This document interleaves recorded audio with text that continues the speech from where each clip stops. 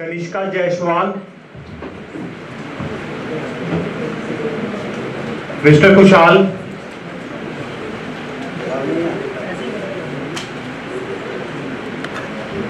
Mister Dhruv, Shivam Mishra,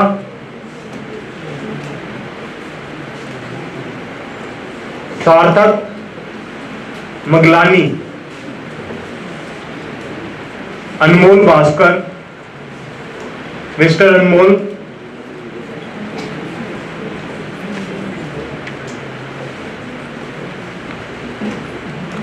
छवि धवन, लक्ष्य तेवतिया,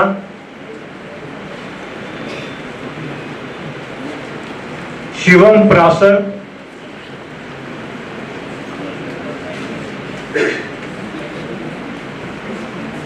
विदित Veer Singh Yadav, Vishal Gupta, mister Vishal Gupta, please come forward, mark your attendance. Saloni Nain, miss Saloni Nain, Navya Gupta, Tushar Sisodia,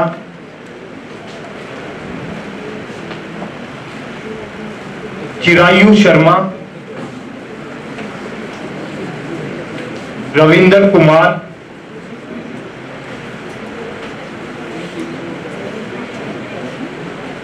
Deepanjali Bardoloi,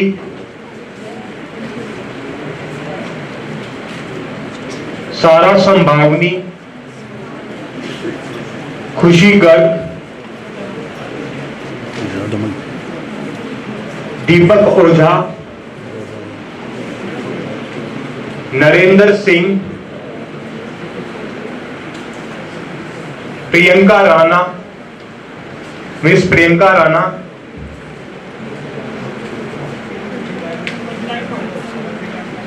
B Sudarshana, Pooja Sharma,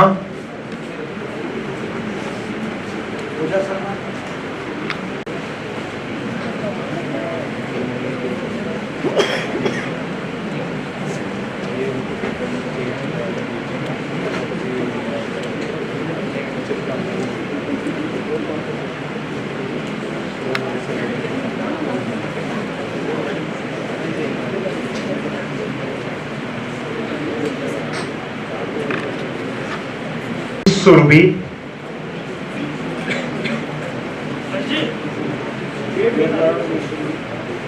दो साचों की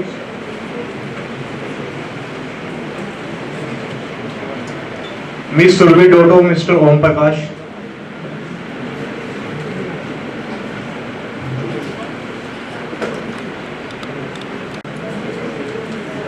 Divyanshi Bansal,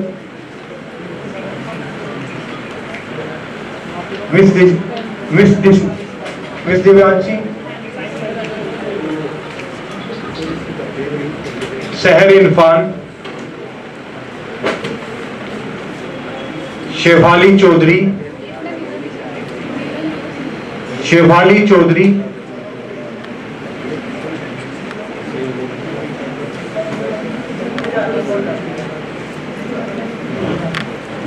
Aditya Gupta,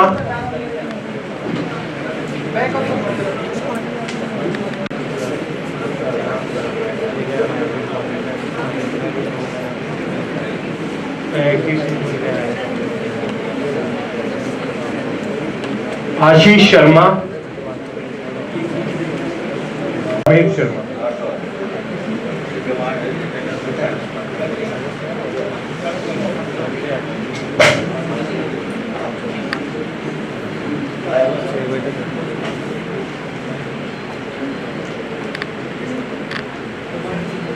Aniket Sancheti,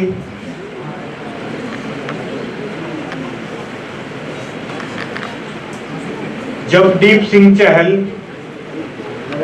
mister पर लक्ष्य चौधरी, मिस्टर लक्ष्य,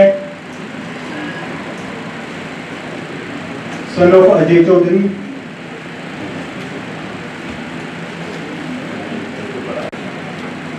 नहीं, एक आदमी उठा उठा के देगा, उससे रखेगा। हाँ? नाम तो है उसको, कहाँ पता,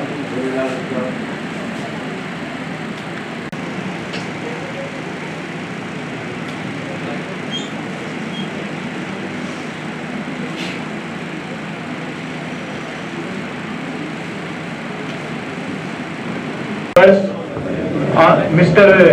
O.P. Faizi ji, our enrollment in charge chairman, Mr. R.S. Goswami ji, member BCD enrollment, Mr. Rakesh Sherawat ji, member enrollment committee, and our honorable secretary Mr. Rajesh Mishra ji. Please welcome.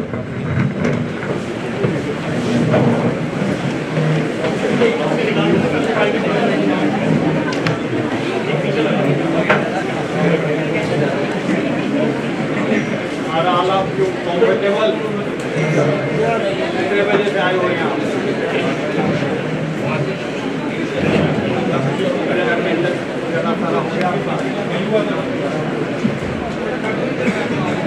Good noon everyone. लगता है जोश खत्म हो रखा है आप लोगों का, काफी देर से लोग आए हुए हैं, नहीं? am I right? आप जिसको जो प्लेस मिल रहा है chair, please if you can occupy. नहीं तो आप लोग जो भी है वो इधर साइड में आ जाइए। आप लोग इधर बंद करा दो, यहाँ इधर बंद कर दो भाई। क्या हो रहा है? हो गया, बता दो।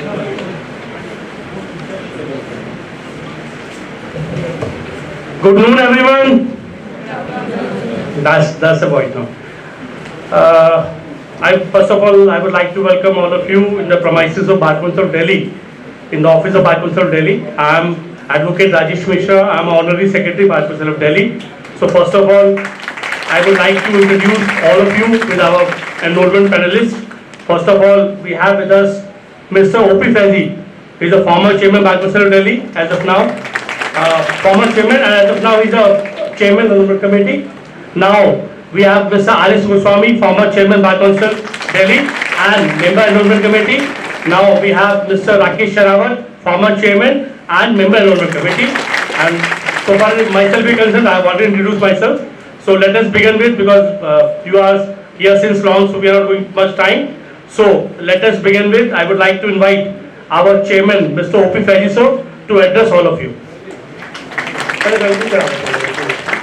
Sorry, I will take few more minutes.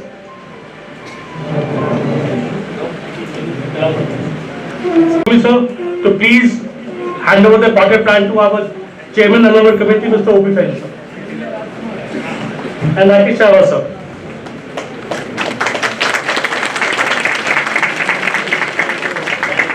Now may I request Rakesh Sherawat sir to please hand over the pocket plan to R.S. Goswami sir.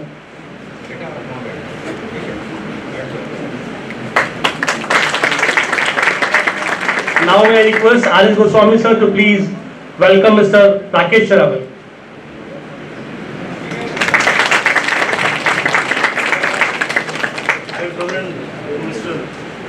I will request my colleagues to hand over the potter plan to me.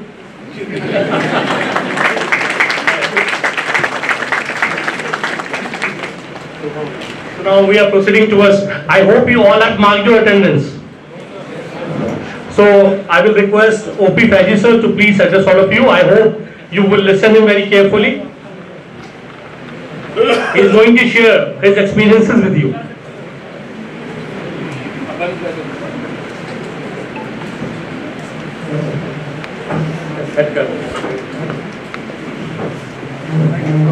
ठीक है।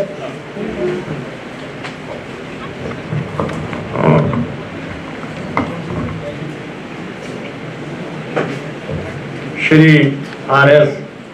Goswami ji, the former chairman of Bar Council of Delhi and the former chairman of the enrollment committee and now the senior member of the enrollment committee.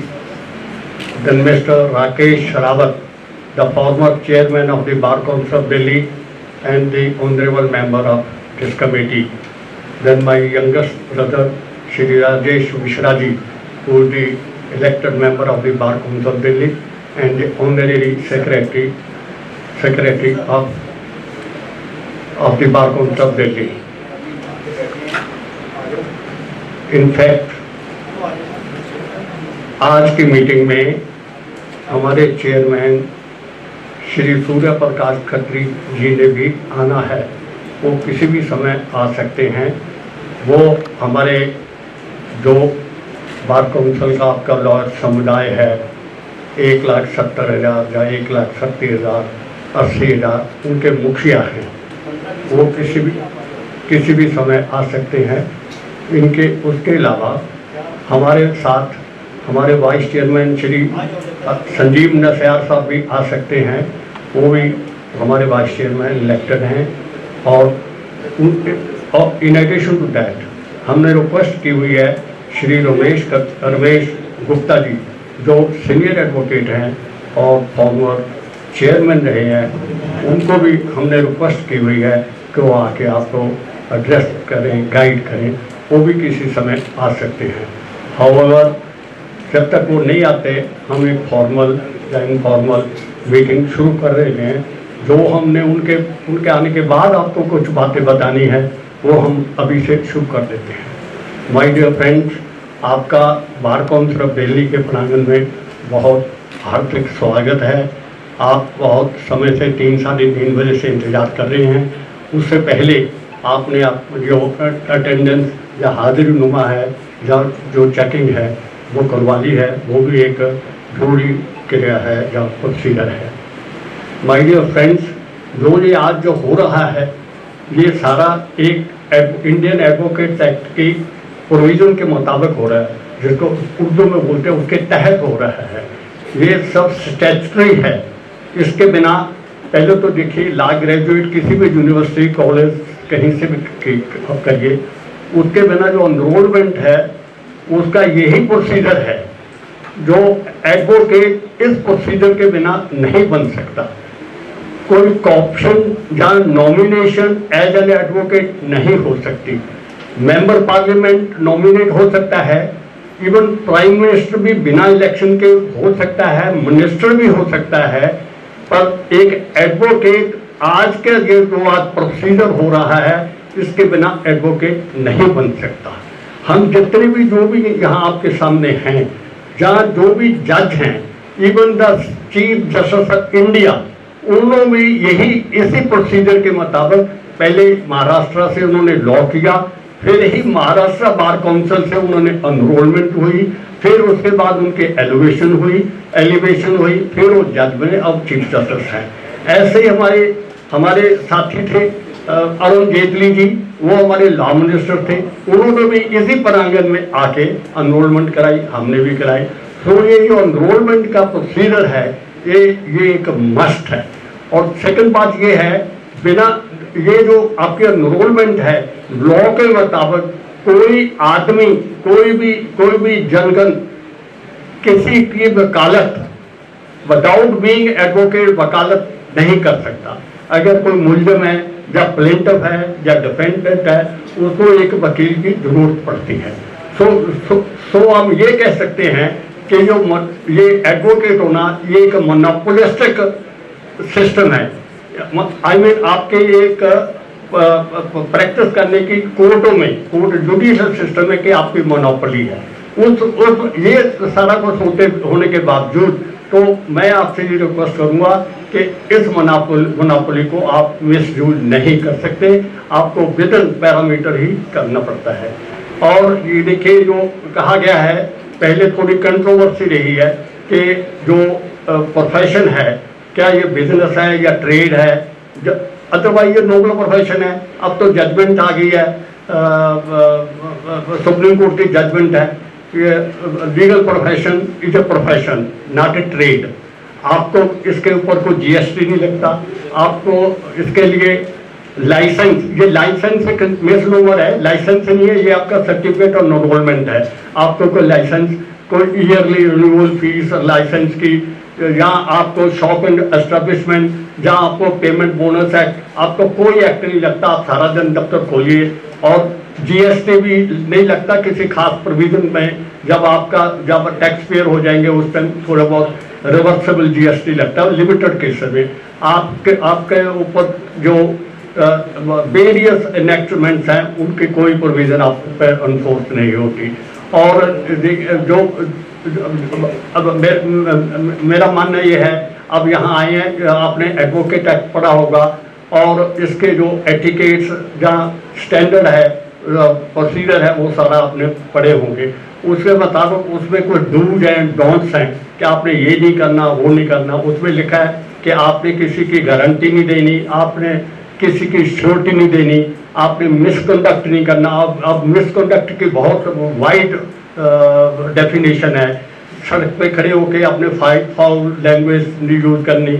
और उसमें सबसे ज़्यादा important है कि आपने dress में रहना है, ड्रेस कोड है उसके लिए प्रिस्क्राइब है। जैसे आप बैठे हैं कोर्ट में जाते हुए आप में ड्रेस में रहना है, और ड्रेस भी प्रॉपर ड्रेस, ऐसे नहीं कि बैंड लगाया कोट नहीं पहना, जब कोट पहना बैंड नहीं लगाया, प्रॉपर ड्रेस। मेरा मानना ये है, मैं आपको जो आपका ड्रेस है ये एक किस्म का सेक्टर है। No I must tell you what is sector. आपने सुना होगा या पढ़ा होगा। सेक्टर किंग या क्वीन के हाथ में एक डंडा होता है, रूल होता है। कोई भी राजा होता है वो एक हाथ में रूल डेकिकल सेक्टर, और वो सेक्टर को अगर परकोलेट करे नीचे तक ऊपर आए, कर्नल है ब्रिगेडियर है उनके हाथ में भी एक रूल होता है। और नीचे जाए जब पुलिस वाला होता है, कांस्टेबल है, उसके हाथ एक छड़ी होनी जरूरी है। आप एफआईआर दर्ज कराने जाएं, आप कहिए किसी भी कांस्टेबल के हमारे साथ वहां चलो, वो पहले अपनी छड़ी उठाएगा हाथ में, that is sector, that is rule. ऊपर से राजा रानी से चलता हुआ पुलिस तक, दैट सेक्टर। ये आपकी ड्रेस है, ये आपकी सेक्टर है, सेक्टर। तो आप जब आपको कोई अंगेज करता है, आपने कोड दिया ना, आप सबसे पहले ड्रेस पहनेंगे, बैंड लगाएंगे, फिर चलेंगे, दैट इज योर पहचान। इसी पहचान से देखिए, एक वकील साहब एक कोर्ट में गए, उन्होंने कहा जी बेल ऑर्डर हो गया, इसमें वारंट रिलीज वारंट दस्तखत कराना है। उन्होंने कहा कि जज साहब तो उठ के चले गए हैं। जज साहब के घर जा गए 4 बजे या 4:30 बजे घर गए। वो कहते जी वो तो मार्केट सब्जी खरीदने गए। अब जो वकील साहब वही कोट पहले वहां गए तो दूर से जज साहब ने पहचान लिया कि ये देखिए जो वकील साहब आ रहे हैं। कहते फरमाइए, कहते ये बेल ऑर्डर दस्तखत करने, जज साहब ने करेंगे। तो ये जो पहचान है ना, ये coat that is your sector, ये आपका रूल है हाथ में, आप लेके चलेंगे। तो आप हमेशा यूनिफॉर्म में और मिसकंडक्ट करें। बीइंग लॉयर आपकी 2-3 ड्यूटीज हैं, उसमें लिखा हुआ है चार्टर में ड्यूटीज है। Duty to the court, mislead नहीं करेंगे, कोर्ट के साथ बदतमीजी करेंगे। Duty to the client, client को मिसलीड नहीं करेंगे, क्लाइंट के साथ कोई चीटिंग नहीं करेंगे। और क्लाइंट अगर आपसे किसी स्टेज पर डिससेटिस्फाइड है किसी स्टेज पे, तो वो फाइन मांगता है, उसकी फाइन दे दो, you have no lien on the fine. अगर कोई फीस वगैरह बाकी है वो दे दे, नहीं आप रिकवर कर सकेंगे अदरवाइज तो आप झगड़ा नहीं करेंगे। और मिसकंडक्ट जो है, जब आप जो you would always behave like a gentleman, ये कंडक्ट है। पहले आप अगर आपने कॉन्स्टिट्यूशन पढ़ा हो, उससे कुछ फंडामेंटल ड्यूटीज एक चैप्टर है, डायरेक्टर प्रिंसिपल के साथ एक चैप्टर है फंडामेंटल ड्यूटीज। अगर आप फंडामेंटल ड्यूटीज पढ़े, उसको अडॉप्ट करें, तो ऑटोमेटिकली आप एक जेंटलमैन बन जाएंगे। एक जेंटलमैन बन गए तो बड़ा अच्छे वकील बन जाएंगे। और अच्छा वकील बनने के लिए थोड़ी मेहनत करनी पड़ती है। मेहनत, उसके लिए इंटेग्रिटी चाहिए, ऑनेस्टी चाहिए, हार्ड वर्किंग चाहिए। देखिए, जब ये मैं एक छोटी सी बात और कर देता हूँ, जब तक हमारे सीनियर और नहीं आते, छोटा सा टाइम और ले देता हूँ। मेरे घर में मेरी ग्रैंड डॉटर लॉ करने के लिए ज्वाइन किया लॉ, तो घर वाले कहते हैं लॉ करेंगे, लॉ करके क्या करेंगे, बच्चा लॉ करके क्या करेगा।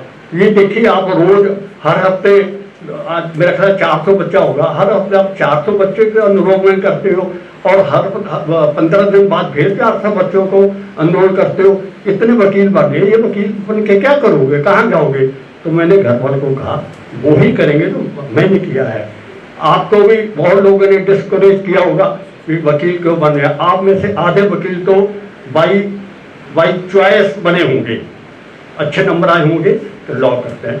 आधे बाई कंपल्शन बने हुए कि कुछ और नहीं तो चलो लॉ कर लेते हैं।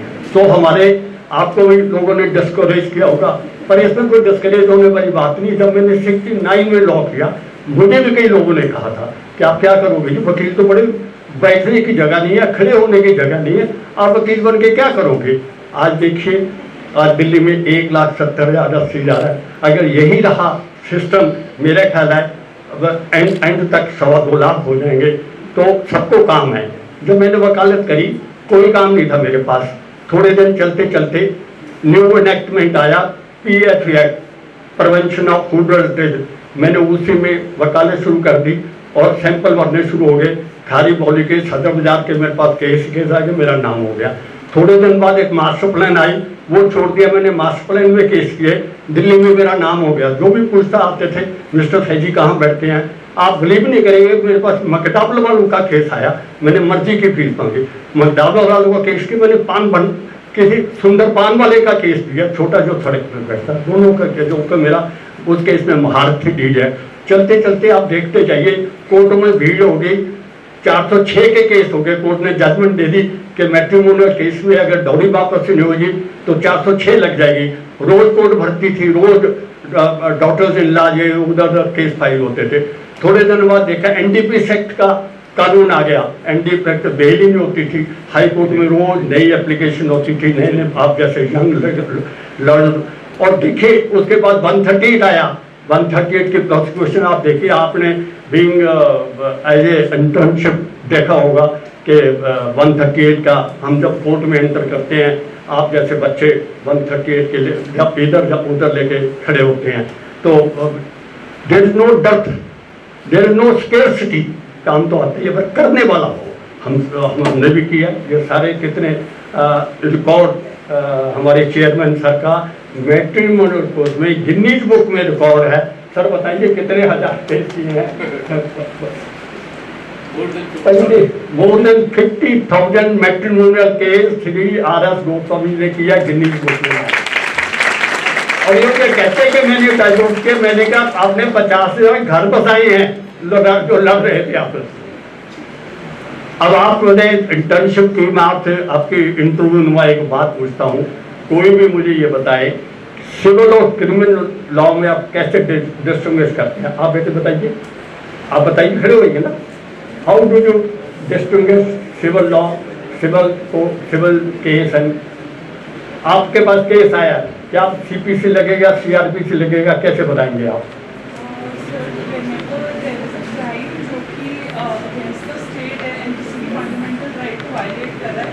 That goes into being a criminal law and वहाँ पे सारी criminal provisions लगती है। But जब कोई ऐसा offence होता है जहाँ पे money matters हो या फिर property हो या फिर कोई ऐसा tangible issue हो जो कि between people sort out किया जा सकता है with the help of the courts, तो फिर वो civil prosecution है।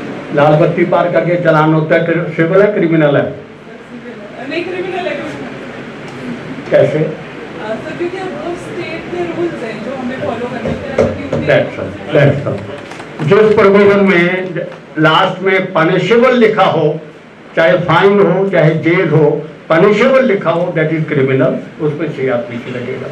अब ये वकालत करते हुए लास्ट में एक बात बताना चाहता हूँ, सिविल और क्रिमिनल की जो वकालत है वो थोड़ी सी डेलिकेट है क्रिमिनल की। सिविल में तो जो लिटिगेंट घर बैठा है, जो क्रिमिनल जो अक्यूज आपके पास आया है वो एक बेचारा है, वो सताया हुआ है, वो आपकी पनाह में और शेल्टर में आया हुआ है, उसके लिए आपको खास ध्यान देना पड़ेगा। क्योंकि एक अक्यूज किसी ऑफेंस का अक्यूज 420 का है, 302 का है, 376 का है, जब आपके पास आया है पहले तो PC से जो रिमांड पुलिस वगैरह से मार खा के कुछ आपके पास आया है, और दूसरे आप सिस्टम में देखिए, जो सिस्टम है उसमें सिविल में तो छोड़ दीजिए, वो आपके पास आता है, उसके अगेंस्ट सरकारी वकील खड़ा है, सरकारी वकील के साथ 2 नैब कोर्ट खड़े हैं, उसके साथ 5 उसके विटनेस हैं, वो इधर खड़े हैं, वो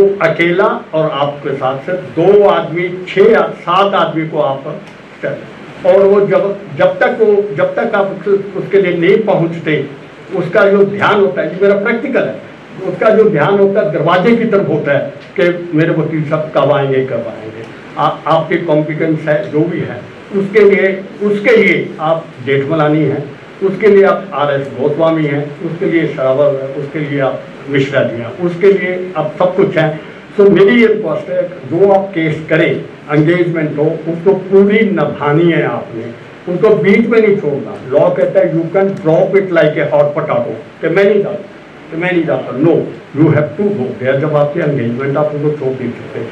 अगर वो आपको छोड़ सकता है, दैट इज हिज चॉइस, वो दूसरा वकील कर सकता है, आप उसके फाइल दे दीजिए, तो वो उसको आप रोक नहीं सकते। तो ये थोड़ी बातें बाकी आप पढ़े हुए हैं, सब पढ़ लें और आपको सब कुछ बताएंगे। तो you conduct yourself in a nice manner और अपनी वकालत करिए। देखिए, इन शब्दों से मैं आपको हार्दिक शुभकामनाएं देता हूँ और उम्मीद रखता हूँ, आशा करता हूँ कि इन फ्यूचर में आप एक अच्छे वकील बन जाएंगे। Thank you OP Faizi sir for sharing your views. I hope so कि जो आपको फैजी साहब ने बताई इंपॉर्टेंट चीज़ें, आप सब उसको लाइफ में कंसिडर करेंगे, क्योंकि the only one thing in life which can not be substituted, that is called experience. एक एक्सपीरियंस एक ऐसी चीज़ है जो आपको खुद bye the passage of time करते करते वो चीज़ें आएंगी। ठीक है, तो जो भी इन लोग शेयर करा वो अपना एक्सपीरियंस शेयर करा, और आई होप सो कि you all will follow that experience, whatever he has told you. He has मतलब lot of experience in his litigation. Fortunate और unfortunate we all are in a litigation field, चाहे Rakesh Rawat sir हो, चाहे Goswami sir हो, चाहे OP Faizi sir हो, चाहे मैं, हम चारों लिटिगेशन करते हैं, लिटिगेशन लॉयर्स हैं। आप लोगों को मैं बस एक या दो चीज़ सजेस्ट करना चाहूँगा, उससे पहले कि मैं राकेश रावत सर को बुलाऊं आपको एड्रेस करने के लिए। एक चीज़ लाइफ में अभी आपको डिसाइड करनी है, जो सबसे ज़्यादा इंपॉर्टेंट चीज़ है, वो ये है, आप जो चीज़ भी करना चाहते हो, चाहे वो जुडिशरी में जाना चाहते हो, लिटिगेशन में जाना चाहते हो, कॉर्पोरेट में जाना चाहते हो, जॉब में जाना चाहते हो, now there is multiple opportunity for you. That time has gone, जो 10 से 15 साल पहले when we have joined profession, तो we have no more choices, हमें लिटिगेशन में ही जाना पड़ा। पर एज ऑफ नाउ आप लोगों के लिए, you people are very lucky enough कि you are getting multiple opportunity इधर थ्रू जुडिशियरी। पहले जुडिशियरी की वैकेंसी निकलती थी 2 साल में, 3 साल में 10, 20, 50। अब हर स्टेट पे जो वैकेंसी आ रही है जुडिशियरी की, थाउजेंड्स में आ रही है। अगर आप उसको क्यूमुलेट करें तो थाउजेंड्स में वैकेंसी है, तो there is opportunity for you. I can see lot of faces who may be preparing for judiciary. I can see lot of young faces, तो there is a multiple opportunity for you. But आपको जो भी करना है वो decide आज करके करना। ये नहीं कि 3 साल जुडिशरी की तैयारी कर ली, चलो लेट्स ट्राई लिटिगेशन, 1 साल तैयारी करी, चलो कॉर्पोरेट ट्राई करते हैं, कॉर्पोरेट कर लिया, फिर चलो जॉब में ट्राई करते हैं। आप जो भी करना चाहते हो आज डिसाइड करना, और आई प्रॉमिस यू, आप अगर कमिटमेंट के साथ और डेडिकेशन के साथ जो भी आप डिसाइड करोगे you will achieve that goal. Litigation एक ऐसी चीज है जो आपको करते करते by the passage of time आएगी। लिटिगेशन में जो सबसे बड़ा बेनिफिट है वो एक है, sky is the limit for you, there is no choice. आज आप शाम को एनरोलमेंट आपका होगा, you will become, you should feel happy for one more thing also, which I am going to tell you. From today onwards, you will be designated as officer of the court. You are going to get a designation that is called officer of the court. As and when you will appear in a court, the court will always address you as the officer of the court. You will read this. So you are very privileged and enough that from today evening, you will be called as a designated officer of the court. So be in your mind, अगर आप litigation में जाना चाहते हैं तो please make sure hard work, hard work, hard work. There is only one line for this. आज Rakesh sir, Goswami sir, Faizi sir, मैं, जितने भी यहाँ बैठे हैं, सबसे जूनियर मोस्ट मैं हूँ। मेरा 22 ईयर का एक्सपीरियंस है लिटिगेशन का। बाकी सर का 40 साल, गोस्वामी सर का 35 प्लस, राकेश सर का 30 प्लस। आज अगर आप इनसे एक्सपीरियंस सुनेंगे, they are going to share very soon. आप सब कुछ सुनोगे, सबने मेहनत करके यहाँ पे पहुंचा। Everybody has work hard. Litigation एक ऐसी चीज है जहां पे आपको मेहनत करनी पड़ेगी, बट आई प्रॉमिस यू, अगर आप लिटिगेशन में सिंसियरली 1 साल 2 साल मेहनत करोगे तो sky is the limit for you. और लिटिगेशन के अंदर सबसे बड़ा बेनिफिट क्या आपको मिलेगा, फ्रॉम टुडे ऑनवर्ड्स, कल आपको ब्रीफ मिलेगा, कल से you will start earning. But आपको उसके लिए मेहनत करनी पड़ेगी कि आपके पास कोई फाइल आती है, क्लाइंट आता है, क्लाइंट से कैसे डील करना है, कैसे जनरेट करना है। सबसे बड़ा टफ टास्क जो क्लाइंट के सामने होता है वो फीस कैसे कोट करनी है, वो आपको गोस्वामी सर बताएंगे अपनी स्पीच में। That is one of the 4 most important thing. As when client comes to you, आज भी अच्छे अच्छे वकील फीस कोट नहीं कर पाते। अगर आप लिटिगेशन में हो तो वो अपने गोस्वामी सर आपको ट्रिक बताएंगे, राकेश रावत सर अपना एक्सपीरियंस शेयर करेंगे कि क्रिमिनल में कैसे करना चाहिए, Goswami sir matrimonial expert. And I will request all of you, Goswami ji का एक बार ताली बजाए, इनका गिनीज बुक में रिकॉर्ड में नाम है for doing maximum matrimonial cases. Matrimonial lawyer को लोग देखते हैं कि इसमें तोड़ता है, मैट्रिमोनियल जैसे पैरी साहब ने कहा वो जोड़ता भी है। अगर आज किसी का डिस्प्यूट हो रहा है तो वो कल को सेटल भी होता है कहीं जाके, दोनों कपल सेटल होते हैं। So it can not be like that कि भैया मैट्रिमोनियल लॉयर से तोड़वाता है। तो जो मैं आपसे कहना चाहता हूं कि अगर आप लिटिगेशन में आना चाहते हैं, welcome you all are welcome in litigation, provided आप अपना हार्ड वर्क करो। I can promise, I can assure all of you, अगर आप हार्ड वर्क करोगे तो nobody can stop you from becoming a very good lawyer. Everyone is lawyer sitting in a hall. Everyone will be a lawyer after few minutes. Everyone will be a lawyer. पर good lawyer there is still space. अच्छा वकील और lawyer दोनों में फर्क है। आपने जैसे आज आपका एनरोलमेंट होगा, you will start writing so and so advocate, but अच्छा लॉयर रिकॉग्नाइज बनने के लिए आपको बहुत मेहनत करनी पड़ेगी। आप ही में से कल को कोई एसजी बनेगा, कोई गवर्नमेंट काउंसिल बनेगा, कोई जज बनेगा। ये नहीं है कि आपका एनरोलमेंट होते ही आपके ऊपर सारी चीजें, नहीं, एनरोलमेंट के साथ साथ आपके ऊपर आज के बाद सबसे ज्यादा रिस्पॉन्सिबिलिटी होगी, because you have become a responsible citizen of this country now. आप पहले जो भी करते आए कोई आपको कुछ नहीं कहेगा, but after becoming an advocate people will expect from you कि whatever you will do with dignity. इसलिए ये नहीं है कि काला कोट पहन लिया तो it is easy for you, इसके साथ रिस्पॉन्सिबिलिटीज भी उतनी ही अटैच है। इसलिए जो भी करना with commitment. I would like to welcome हमारे बीच में senior advocate mister Ramesh Gupta साहब, फॉर्मर चेयरमैन बार काउंसिल और इंडियाज लीडिंग क्रिमिनल एडवोकेट। तो please give him a huge round of applause, तालियों से सर का स्वागत करें। रमेश साहब आपकी परमिशन तो कंटिन्यू करो। तो मैं आपको जो बता रहा था, जैसे Ramesh Gupta sir, if you can, he is a leading criminal lawyer of India as of now. Sir ने भी अपना करियर बहुत मेहनत से, सभी लिटिगेशन, फॉर्चुनेट कि सर प्री लिटिगेशन में ही है और सभी लिटिगेशन में ही has touch heights, he has more than 50 year of experience in litigation, criminal litigation. So आप now I would like to call Rakesh Rawat sir to address all of you. और please जो भी सीनियर आपको कुछ कह रहा है उसको please keep in your mind, क्योंकि मैंने फिर कहा, जो मैंने स्टार्टिंग में कहा, आपको हर चीज मिलेगा but experience can not be substituted. जो आपको शेयर की जा रही है वो आपके बेनिफिट के लिए की जा रही है। So please listen carefully.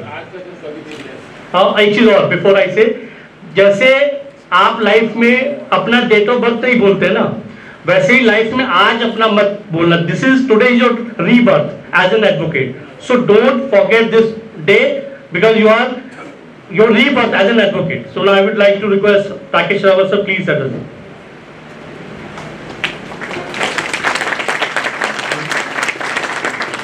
स्वागत है आप सबका बार काउंसिल के इस प्रांगण में। मैं मंच पर उपस्थित मेरे सीनियर मोस्ट बार काउंसिल के member, former chairman O P Vaiji ji का स्वागत करता हूं। रमेश गुप्ता जी, डेजिग्नेटेड सीनियर, जिन्होंने क्रिमिनल लॉ में न्यू हाइट्स टच की हैं। ट्रायल कोर्ट से स्टार्ट किया, पटियाला हाउस से, और धीरे धीरे हाई कोर्ट शिफ्ट हुए। इनकी काबिलियत देखते हुए हाई कोर्ट ने इनको डेजिग्नेशन की उपाधि दी। डेजिग्नेटेड सीनियर में बता दूं आपको कि हाई कोर्ट उन लॉयर्स को करता है जिनमें हाई कोर्ट ये समझता है कि इनको स्पेशल एक लॉ की नॉलेज है। वो बहुत फ्यू एडवोकेट्स होते हैं जो रमेश गुप्ता जी ने अचीव किया। Give a big round of applause to Ramesh Gupta ji. और इसमें सबसे इंपॉर्टेंट चीज क्या थी कि ट्रायल कोर्ट से शुरू करके और हाई कोर्ट में अपने आप को एस्टेब्लिश करना, एक बहुत बड़ी बात थी। मेरे बड़े भाई आर.एस. गोस्वामी जी, इनका भी एक्सपीरियंस अबाउट 40 इयर्स के आसपास होने वाला है, हालांकि 40 साल के खुद ही लगते हैं एज में। मैट्रिमोनियल लॉ में जो बताया गया है इनकी एक्सपर्टीज। राजेश मिश्रा जी, जो इस इंस्टीट्यूट के सेक्रेटरी हैं, करीबन 1,70,000 वकीलों की लीडरशिप इनके हाथ में है। और मैं राकेश शेरावत आपके सामने, मैं देख रहा हूँ हॉल में जो आज उपस्थित लड़कियों का भी संख्या ज़्यादा है और मुझे लगता है कि 5 ईयर कोर्स ज़्यादा करके आए होंगे। 5 ईयर कोर्स जो करके आए उनको हाथ खड़े करना, मैक्सिमम नंबर है। और जो रिटायरमेंट से आए हैं 2। चलिए, आज जो रियली में जिन्होंने सोचा है लॉ बाय चॉइस, आज उनकी संख्या ज्यादा है। आपको ये क्वेश्चन आता होगा जहन में कि भाई आपको यहां क्यों बुलाया गया है। मेरे पास 2 कारण है आपको बताने के लिए। एक तो लीगल प्रोफेशन का डे बाय डे जो स्तर गिरा, तो सुप्रीम कोर्ट ने नोटिस करते किया इस चीज को और एनरोलमेंट कमेटी को ये all over India direction pass की कि before enrolling any applicant on the roll of bar council, the enrolment committee must satisfy themselves that they should possess elementary knowledge of law. क्योंकि हमें सब पता है, बहुत से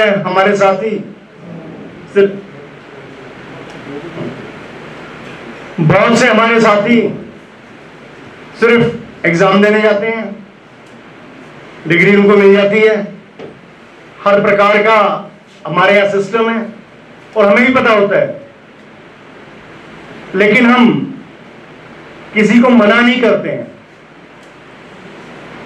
लेकिन जो डे फर्स्ट से सोच के आया है मैंने लॉ करनी है और रेगुलर क्लासेस अटेंड करके आया है, उनकी सोच में, अप्रोच में दिन रात का अंतर होता है। तो सुप्रीम कोर्ट ने ये डायरेक्शन देते हुए कहा कि अगर आपको लगे कि एप्लीकेंट को एलिमेंट्री नॉलेज ऑफ लॉ भी नहीं है तो we can defer his application और वी कैन रिजेक्ट इट।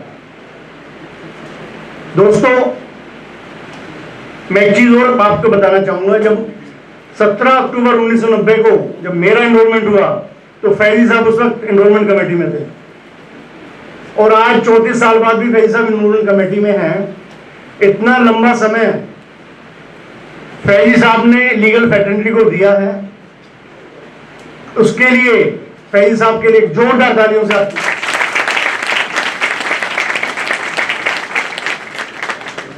अगर मंच पर बैठा ये लीगल लुमिनरीज का समूह, इनका अगर एक्सपीरियंस देखा जाए that is more than 150 years.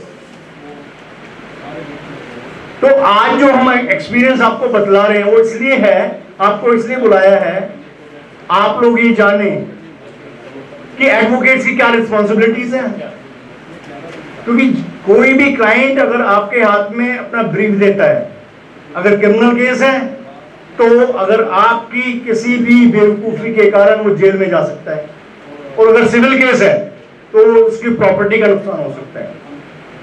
तो इसमें बहुत बड़ी जिम्मेवारी आपके कंधों पे आती है।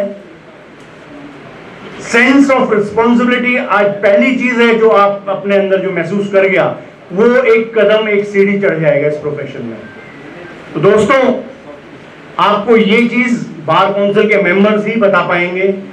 हमने 34 साल में, गुप्ता जी ने मोर देन 45 इयर्स, फैज साहब ने मोर देन 55 इयर्स में जो चीजें ऑब्जर्व की हैं, वो उस चीजों का आज जो बताया जा रहा है, अगर आपने 10% भी उस पर ध्यान दे दिया तो आप गलती करने से चूक जाएंगे।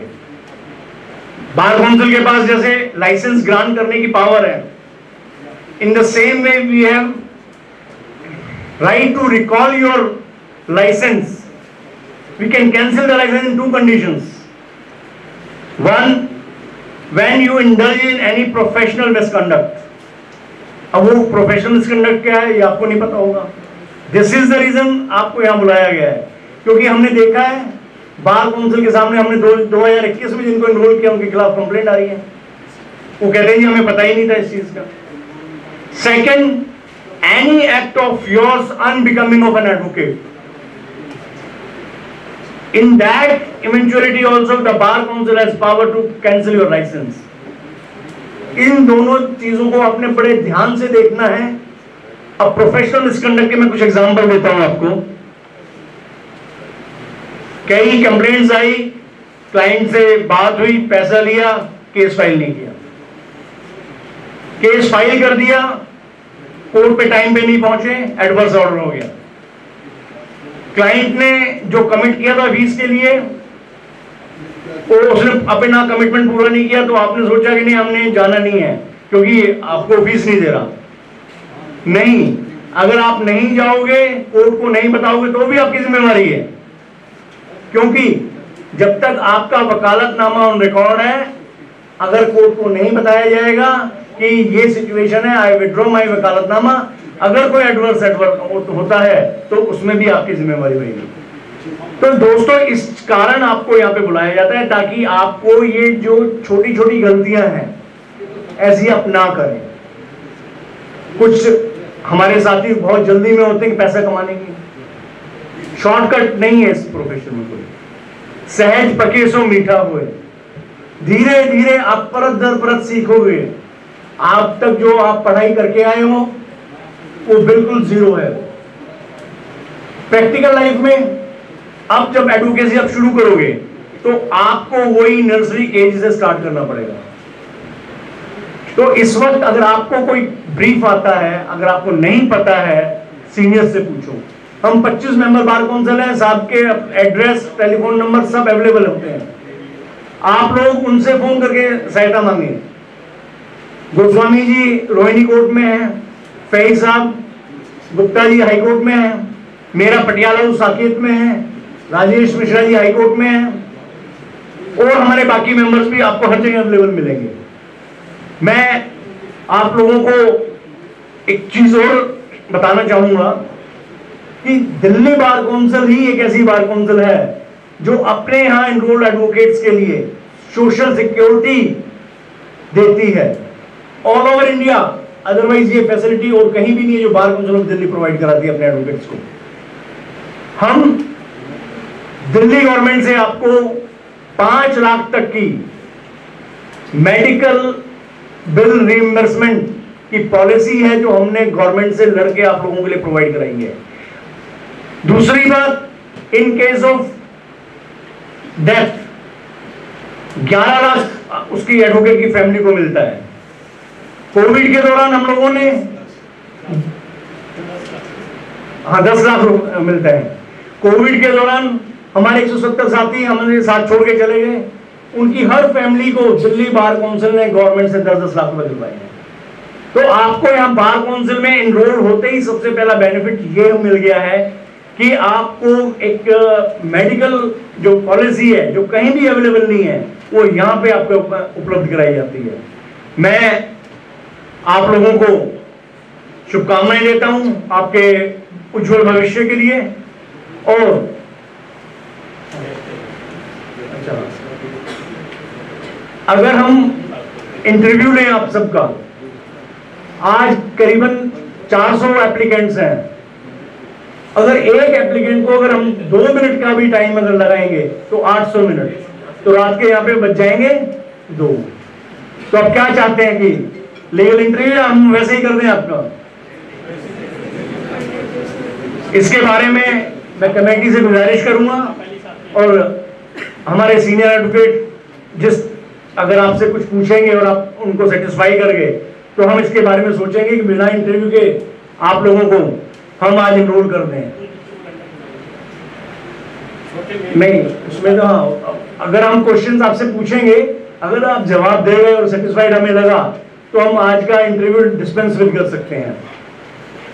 कोई बताएगा किसी में, अगर रिट्स कॉन्स्टिट्यूशन पढ़ा होगा आपने किसी ने, कितने प्रकार की रिट्स होती हैं बेटा आप बताइए?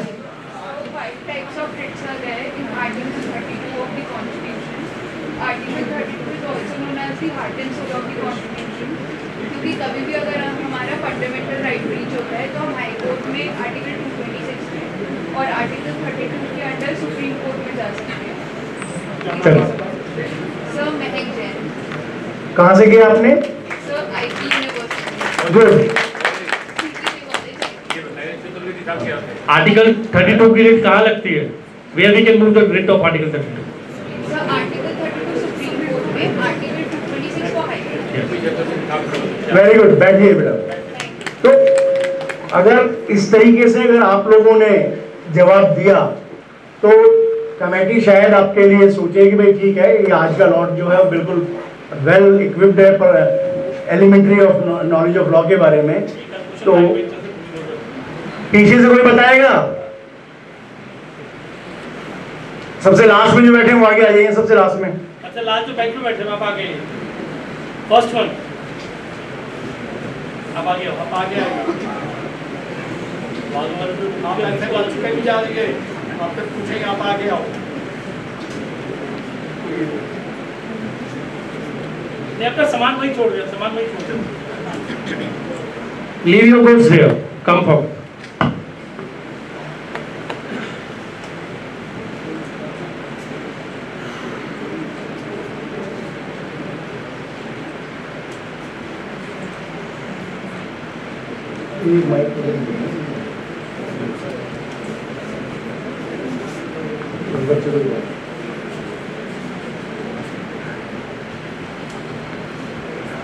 लॉ कहाँ से किया आपने? सर जीजीएस आईपीयू में। क्या नाम है आपका? प्रतान। आपका फेवरेट सब्जेक्ट क्या था लॉ में? सर मेरा फेवरेट है SRA specific relief act. Specific relief act. तो उसके बारे में कोई लीडिंग केस है जो आपने पढ़ा होगा? Sir Gunjan Mehta versus union of India, उसमें perpetual injunction, it is also known as permanent injunction. क्या उसमें क्या पैरामीटर्स होते हैं इंजंक्शंस के लिए? ग्राउंड्स बताए थे कि अगर जब टेम्परेरी इंजंक्शन ग्रांट करने के लिए कोई भी मेरिट जो भी केस में है वो फॉलोड ना हो तो हम परपेचुअल ग्रांट कर सकते हैं। चलिए, गुड। माइक दीजिए। आपका शुभ नाम? सर तुषार सूरी। आपने कहाँ से किया है? Sir same college. Same college. आप लेटेस्ट आपने जो लॉ की अमेंडमेंट्स जो अभी आई हैं लास्ट ईयर, कुछ है उसके बारे में पता? कंपनी लॉज के बारे में आया है, उसके बाकी जो इनकम टैक्स में कुछ नया स्लैब जो पिछली बार आया था, कोई भी लेटेस्ट लॉ के अमेंडमेंट के बारे में? सर मैंने आईपीसी में इंटर्नशिप की थी कि सर के अंडर एक, तो सर वहाँ पे मैंने 29 ए जो सेक्शन है disqualification criteria for non resolution applicants, उसके बारे में मैंने वहाँ पे काफ़ी स्टडी की थी। एंड जो मेरी लास्ट में डिसर्टेशन होती है वो मैंने इस पे बनाई। क्या है उसके बारे में, क्या बताना चाहेंगे? सर इसमें फॉर एग्जांपल 29 ए ये कहता है कि अगर आप बिल्कुल डिफॉल्टर हो, आपने बिल्कुल डिफॉल्ट किया है तो आप एक कंपनी का रेजोल्यूशन एप्लीकेंट नहीं बन सकते, उसको रिवाइव नहीं कर सकते, ये कहता है। और इसमें लाइक काफ़ी सब क्लॉज है, सब क्लॉज Z तक है, लाइक बिल्कुल डिफॉल्टर या फिर अगर सेबी या फिर आरबीआई रेगुलेशन आपको मना कर रखा है तो आप रेजोल्यूशन एप्लीकेंट नहीं बन सकते, एंड सो ऑन। लाइक काफ़ी सारे अलग अलग इसमें क्लॉजेज हैं। चलिए, गुड। Thank you sir. मैं आप लोगों को शुभकामनाएं देता हूं कि आप लोग अपने भविष्य में नई हाइट्स टच करें, और इन शुभकामनाओं के साथ मैं रिक्वेस्ट करूंगा श्री ओपी फैजी से कि रमेश गुप्ता जी को प्लांटर देके सम्मानित करें।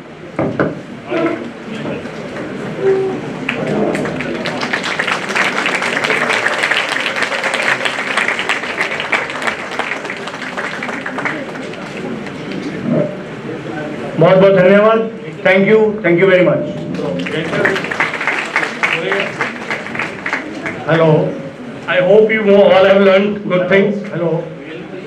आप और हम सब इस बात के लिए आज फॉर्चुनेट हैं, आज हमारे साथ श्री रमेश गुप्ता जी हैं।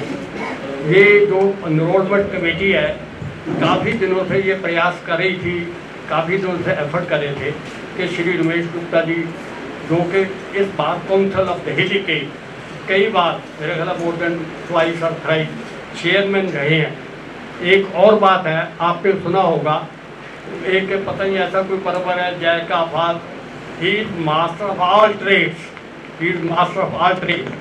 जिस बिल्डिंग में आप बैठे हैं, इस बिल्डिंग का सारा ये नक्शा, सारी कंस्ट्रक्शन, सारी प्लानिंग का क्रेडिट श्री रमेश गुप्ता जी को जाता है। I request all of you to Please give him a एक huge round of मिनट, अब बैठ जाइए मिश्रा जी, बैठ बताइए। जिस दिन से इस बिल्डिंग का ये बिल्डिंग हमें इसका पोजेशन मिल गया था, पर कुछ फंड नहीं थे, कोई प्लानिंग नहीं थी। जो मिस्टर रमेश गुप्ता जी चेयरमैन थे, जो इसका पहला फाउंडेशन स्टोन रखा गया, जब पहली ईंट इस बिल्डिंग की रखी गई वो श्री रमेश गुप्ता जी के हाथ से रखी गई। और जो ये इंफ्रास्ट्रक्चर, जैसे कि वो आपकी चेयर्स पे बैठे हैं, इन्होंने मुझे अभी गिनती से मेरे से पूछा, मेरे से पूछा आपने कितनी चेयर लगवाई हैं, तो मैं तो गिनी नहीं। इन्होंने बताया कि मैंने इतनी चेयर्स का ऑर्डर किया था, क्या इतनी चेयर्स हैं, पर अभी भी ये शॉर्टेज है तो कुछ कम पड़ गई। Now it's his baby, he will make some more arrangement. तो इनके बारे में जो कुछ कहा जाए कम है। और अभी बताया रकेश रावत जी ने, क्रिमिनल लॉ का लीगल एक्यूमेन देखते हुए दिल्ली हाई कोर्ट ने इनको सीनियर डेजिग्नेट किया। आपने ड्यूरिंग इंटर्नशिप कॉरिडोर में देखा होगा कि सीनियर वकील कौन होते हैं। सीनियर वकील का आर्गूमेंट करने का तरीका और होता है। इनकी यूनिफॉर्म भी हमारे से कॉमन होती, अलग होती है, हमारी तो कॉमन है। इनकी सीनियर्स की they are head and shoulder above we all people. तो दूर से चलते पता लगता है श्री रमेश गुप्ता जी आ रहे हैं, मनु सिंह भी जी आ रहे हैं, ये आ रहे हैं दूर से। तो सी इज ए सीनियर एडवोकेट और हमारे लिए ये लीडिंग लाइट है। हमें बड़े ही मेरे से उम्र में छोटे हैं मेरे से, पर मेरा ये मानना है, आपने हिंदी में एक वर्ड पार्स सुनोगा, पार्स वो होता है जिसको जहाँ लग जाता है वो सोना बन जाता है। इन्होंने जिस वकील के कंधे पास रखा वो लीडर बन गया। मेरे पे मैं जब इनके कॉन्टैक्ट में आया, मेरा कोई स्ट्रक्चर नहीं था, मुझे बहुत कम लोग जानते थे। इन्होंने कहा फैजी साहब आप इतने उम्र में बड़े हैं, आप पटियाला हाउस में प्रेसिडेंट का इलेक्शन क्यों नहीं लड़ते? मैंने कहा प्रेसिडेंट का इलेक्शन तो मुझे भी जानते नहीं। तो इन्होंने जिम्मेदारी ली मुझे इलेक्शन लड़ाने की। I won the election as a president of New Delhi bar session. मैं दूसरी बार फिर लड़ा, इन्होंने फिर मेरी मदद की। अब मेरे जब मैं 2 साल प्रेसिडेंट बन चुका, इन्होंने कहा देखो बार काउंसिल में भी रिप्रेजेंटेशन होनी चाहिए। Then mister Ramesh Gupta supported me 1992, he supported me as a member of Bar Council which I won. Thereafter I have been winning and he also came in the Bar Council as a member of Bar Council, then a chairman. Mister Ramesh Gupta ने कहा कि गोस्वामी जी को भी chairman होना चाहिए बड़े act में, तो mister Goswami ji chairman elect हुए। फिर सेक्रेटरी इन्होंने कहा राकेश रावत जी ही वेरी एक्टिव, तो इनको भी चेयरमैन होना चाहिए mister Rakesh. So he is a person, he so helpful. अब ये देखिए आप जितने स्टोन लगे हैं, फाउंडेशन स्टोन कितने लोगों के, मेरा भी लगा हुआ है। मिस्टर रमेश गुप्ता ने अपने नाम का फाउंडेशन यहाँ कोई स्टोन नहीं लगवाया। He is a so nice man and man. आज बड़ी हम सक्सेसफुल हैं उनको परसुएट करने के लिए कि रमेश गुप्ता जी आप आइए, बच्चों को थोड़ा सा आगे गाइडेंस करिए। So we are very thankful to mister Ramesh Gupta and I request him to address the audience, mister Ramesh Gupta. Thank you very much, sir. We are really very lucky enough to have Ramesh Gupta sir here. So I would like to request Ramesh Gupta sir to please come and address all of you.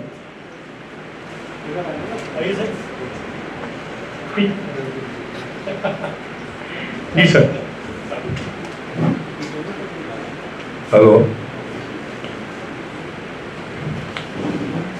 आज मैं यहाँ पर अपनी तारीफ कराने के लिए नहीं आया था, बल्कि आप लोगों की तारीफ करने के लिए आया था। 9 अप्रैल 1975 को मेरा एनरोलमेंट हुआ था, वो मैं जिंदगी में कभी नहीं भूलता। इसी तरह आपका एनरोलमेंट आज 8 सितंबर 2024 को हो रहा है, आप भी अपना ये कभी जिंदगी में नहीं भूलें। 8 जुलाई, ये भी आप कभी नहीं भूलेंगे। पर अगर नहीं भूलोगे तो इसके साथ ये भी याद रखना है कि क्यों नहीं भूलोगे, ये बहुत जरूरी है। आज जो आपने सबने टाइयां पहनी हुई है या नहीं पहनी हुई है, कल से आपकी वर्दी बदल जाएगी। क्या फर्क आएगा? ये बैंड जो है ये सिर्फ बैंड नहीं है, ये आपने 10+2+5 या 10+2+3+3 जो मेहनत की है उसका रिवार्ड है। तो जो बैंड आपको मिल रहा है वो ना केवल सिर्फ बैंड है, वो आपको एक जिम्मेवारी भी दे रहा है, एक रिस्पॉन्सिबिलिटी भी दे रहा है, उसकी इज्जत रखनी है। ये बात आपको समझनी है। और अगर ये बात याद रखोगे तो ये याद रखोगे कि लॉयर की रिस्पॉन्सिबिलिटी जो है वो सोसाइटी में बहुत ज्यादा है। क्यों ज्यादा है? अभी बच्चे ने आर्टिकल के बारे में बताया कॉन्स्टिट्यूशन ऑफ इंडिया के, उसमें एक और आर्टिकल है, आर्टिकल 22 शायद है, याद है किसी को? उसमें ये कहते हैं कि कोई भी एक्यूज या कोई भी व्यक्ति, उसको ये अधिकार है कि लॉयर अपनी चॉइस का वो चुन सकता है। पूरे कॉन्स्टिट्यूशन में ये कहीं नहीं लिखा कि अपनी चॉइस का डॉक्टर चुन सकता है या आर्किटेक्ट चुन सकता है या कोई भी प्रोफेशनल चुन सकता है। क्यों? तो आप ये समझिए कितनी बड़ी जिम्मेवारी आपके ऊपर आज से आ जाने हैं। अगर ये याद रखोगे तो ये मेरे को लगता है कि आप हमेशा अच्छा लॉयर बनने की कोशिश करोगे। मैं कोई क्वेश्चन नहीं पूछूंगा, बट अगर मैं ये जानना चाहूं कि अच्छा लॉयर बनने के लिए सबसे ज्यादा अच्छी जरूरत क्या है, तो अपने मन में आप सोचना कि अगर आपको अच्छा लॉयर बनना है तो सबसे ज्यादा जरूरी चीज क्या होगी आपके लिए। उसका जवाब आप क्या सोच रहे हैं मुझे नहीं पता, पर मैं जो सोचता हूं वो मैं आपसे शेयर करूंगा। अच्छा लॉयर बनने के लिए अच्छा इंसान बनना जरूरी है, और अच्छा इंसान बनने के लिए तो बहुत सिंपल सी चीजें हैं, ये तो सभी को पता है। कौन अच्छा इंसान बन सकता है? जिसमें अच्छी आदतें हो, जो इक्विप्ड हो अपने आप में। आज ये जो हम लेते हैं, फोन लेते हैं, आईपैड लेते हैं, कहते हैं 120 GB का, 116 GB का, ये महंगा है। वो क्यों है? क्योंकि उसमें ज्यादा इंफॉर्मेशन है। इसी तरह जब हम अपने आप को इक्विप्ड करेंगे, जितना ज्यादा इक्विप्ड करेंगे तो उतना ज्यादा हमारे पास इंफॉर्मेशन होगी, उतना ज्यादा हम डिलीवर कर पाएंगे। तो इसलिए अभी मैं आपसे कोई सेक्शन पूछ रहा है, IPC CRPC, मेरे को भी 50 साल हो गए, मैं आज भी खोल के देखता हूँ। वो इतना इंपॉर्टेंट नहीं है कि आपको सेक्शन याद रहे, जजमेंट याद रहे। जरूरी ये है कि आप अपने आप को कैसे कैपेबल बनाते हैं कि आप उस इंफॉर्मेशन को स्टोर करके जरूरत हो तो उसको एकदम यूज कर पाए। 2-3 बातें मैं शेयर करूंगा आपसे।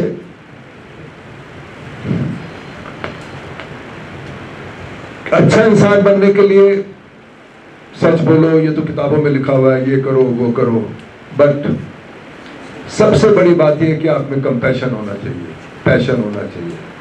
दूसरे के दर्द को देखकर आपको, ये तो नहीं कि मैं कहूंगा रोने लगो, पर आपको एहसास होना चाहिए। उसकी मदद कर पाओ नहीं कर पाओ ये एक अलग चीज है। अपने घर में ऐसा एक और बात है, पूरे हिंदुस्तान में आज 130 करोड़ की आबादी होगी लगभग। आप लोग जिस परिवारों से आए हो, मेरे को लगता है कि वो हिंदुस्तान के 1 करोड़ या 2 करोड़ लोगों में है। आप ऐसे परिवार से आए, वैसे ही आप फॉर्चुनेट हो। लोगों की क्या देश में हालत है ये आपको पता है। आज भी दिल्ली के अंदर अगर 130 करोड़ की आबादी है तो 70 करोड़ लोग झुग्गी झोपड़ियों में रहते हैं, जहाँ पानी नहीं है, बिजली नहीं है, कैसे वो सुबह उठते हैं, कैसे करते हैं।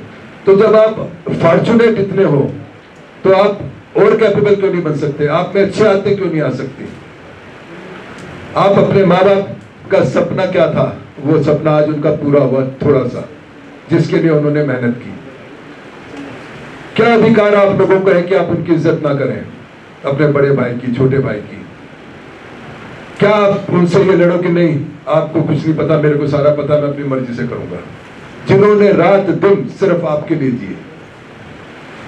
तो आपको ये सोचना होगा कि आपने अपने से बड़ों की इज्जत करनी है, अपने माँ बाप की इज्जत करनी है, अपने भाई बहन की, पड़ोसी की।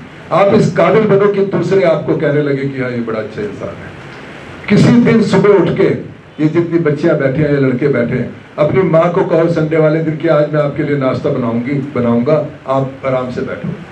आप अगर जली हुई भी पराठा बना के दे दोगे तो कहेंगे बेटी बड़ा अच्छा है। और लड़कों को खासकर कहूंगा, भैया तुम खाना बनाना सीख लो। ये उम्मीद मत रखना कि कल को आप अपनी बीवी से कहोगे खाना बना। और क्यों कहोगे? सवाल यह है कि आज के दिन क्यों कहोगे? बराबर का जब है, आप दोनों ने काम करना तो दोनों को सब चीजें सीखनी पड़ेगी। अगर वो रोटी बनाएंगे तो आपको बर्तन साफ करने, इसलिए रोटी बनाना सीख लो। बर्तन बनाना ज्यादा दिक्कत वाला है। तो ये बड़ा जरूरी है लाइफ में। अच्छा इंसान बनने के लिए मैं बता रहा हूं, अपना काम करने में क्या शर्म है। अपने घर में जो आपका ड्राइवर है अगर है तो, या नौकर है, हर एक के घर होगा कोई ना कोई डोमेस्टिक हेल्प, उसकी बेइज्जती करने का हमारे को कोई अधिकार नहीं है। उसको गाली बकने का कोई अधिकार नहीं है। वो नौकरी इसलिए कर रहा है कि वो पढ़ा लिखा नहीं है या उसकी मजबूरी थी, पर वो आपका काम कर रहा है, आपकी सेवा कर रहा है।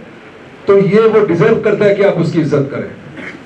और जब आप उसकी इज्जत करने लगोगे या सोचोगे तो आपको लगेगा कि वाकई अच्छी चीज है। तो ये छोटी छोटी चीजें जो है अपनी जिंदगी में आप अडॉप्ट करोगे तो अच्छे इंसान बनोगे। फिर मेरे को ये उम्मीद है कि आप अच्छे वकील भी बन जाओगे। एक और बात है, अभी तक तो आपने वकालत चाहे जिसने 70-80 नंबर 90 लिए हो या 100% लिए हो या जो मुश्किल से मेरी तरह पास हुआ हो, अब बराबर हो सब।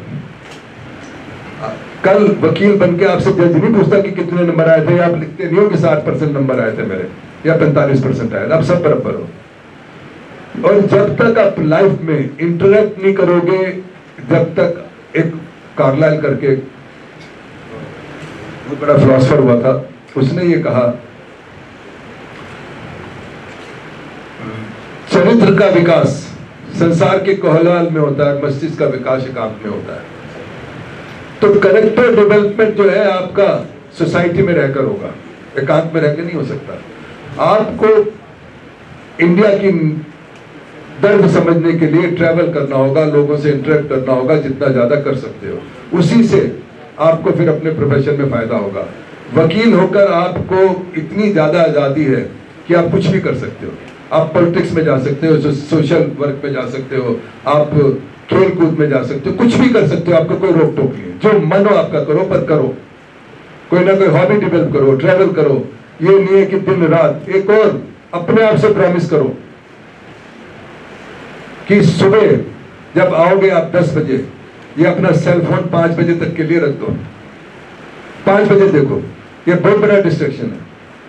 हर 5 मिनट में देखते हो, अरे क्या ऐसा अर्जेंट फोन है। प्राइम मिनिस्टर भी नहीं देखता कई घंटे फोन। शाम को देखो, माँ फोन करेगी, रोटी खा ली, क्या खाया, घर से तो लेके नहीं गया था। दिन में 6 बार फोन कर लेगी, अरे छोड़ दो माँ को थोड़ी देर के लिए। आप उससे बड़ा आपको बेनिफिट होगा। पर मैंने देखा बच्चे बाज ही नहीं आते, अपने 2-4 दोस्त बने हुए, शाम को उन्हीं से लगे रहेंगे। फिर सैटरडे नाइट को आज क्या भी चिल आउट कर रहे हैं, 11 बजे रात को जाएंगे, अगले दिन सुबह आएंगे। अरे महीने में एक बार कर लो, अब आप हर बार करने की जरूरत नहीं है। ट्रैवल करो जितना कर सकते हो। और एक बात मेरे को दुख होता है, फिर वही मैं किसी से पूछूंगा नहीं, पर अगर मैं आज आपसे पूछूं कि हिंदुस्तान में नोबेल पीस प्राइज किसको और कब मिला था, बहुत कम लोगों को। ये शर्म की बात है हमारे लिए। अगर मैं ये पूछूं 14 अगस्त 1947 की रात को, 15 अगस्त 47 को जब जवाहरलाल नेहरू जी ने लाल किले पर झंडा फहराया था, तब भारत के राष्ट्रपिता महात्मा गांधी कहाँ थे, बहुत कम लोगों को पता है। ये अपने में शर्म की बात है। क्यों नहीं पता? क्योंकि हमने इंडियन हिस्ट्री नहीं पढ़ी। पर क्रिटिसाइज कर देंगे, वो इससे बड़ा था, वो इससे छोटा था, उसने क्या किया, उसने क्या किया। ये नहीं है। मेरी आपसे रिक्वेस्ट है, मेरा भाषण बेशक लंबा हो रहा है थोड़ा सा, मेरी आपसे रिक्वेस्ट है कि इंडियन हिस्ट्री जरूर पढ़ो। हम इंडियन हैं, कम से कम 1920 से लेकर 1955 तक जरूर पढ़ो। पूना पैक्ट के बारे में आपसे पूछूंगा तो बहुत कम लोगों को, ये नहीं मैं कह रहा नहीं पता होगा, कम लोगों को पता होगा। महात्मा गांधी जी का और डॉक्टर अंबेडकर का क्या मतभेद था, क्यों पूना पैक्ट हुआ, बहुत कम लोगों को पता होगा। पहला हिंदुस्तान का इलेक्शन कमिश्नर कौन था, बहुत कम लोगों को पता होगा। हम लॉयर हैं, सिर्फ आईपीसी सीआरपीसी या वो स्पेशल रिलीफ एक्ट पता होना काफी नहीं है। हमारे को इंडियन हिस्ट्री पता होनी चाहिए, रिलीजन का पता होना चाहिए। हर तो कितने लोगों ने पता नहीं मेरे को पढ़ाया कि नहीं पढ़ा ऑटोबायोग्राफी ऑफ ए योगी। पढ़ना जब टाइम मिले, पढ़ने की आदत डालो। This will enhance your personality and you will become a better person in life. एक दो चीजें बोलूंगा, लॉयर की लाइफ इजी नहीं है, स्ट्रगल है, पर उस स्ट्रगल को हमने एंजॉय करना है, फ्रस्ट्रेट नहीं होना। Every step we take in life, enjoy that and proceed further.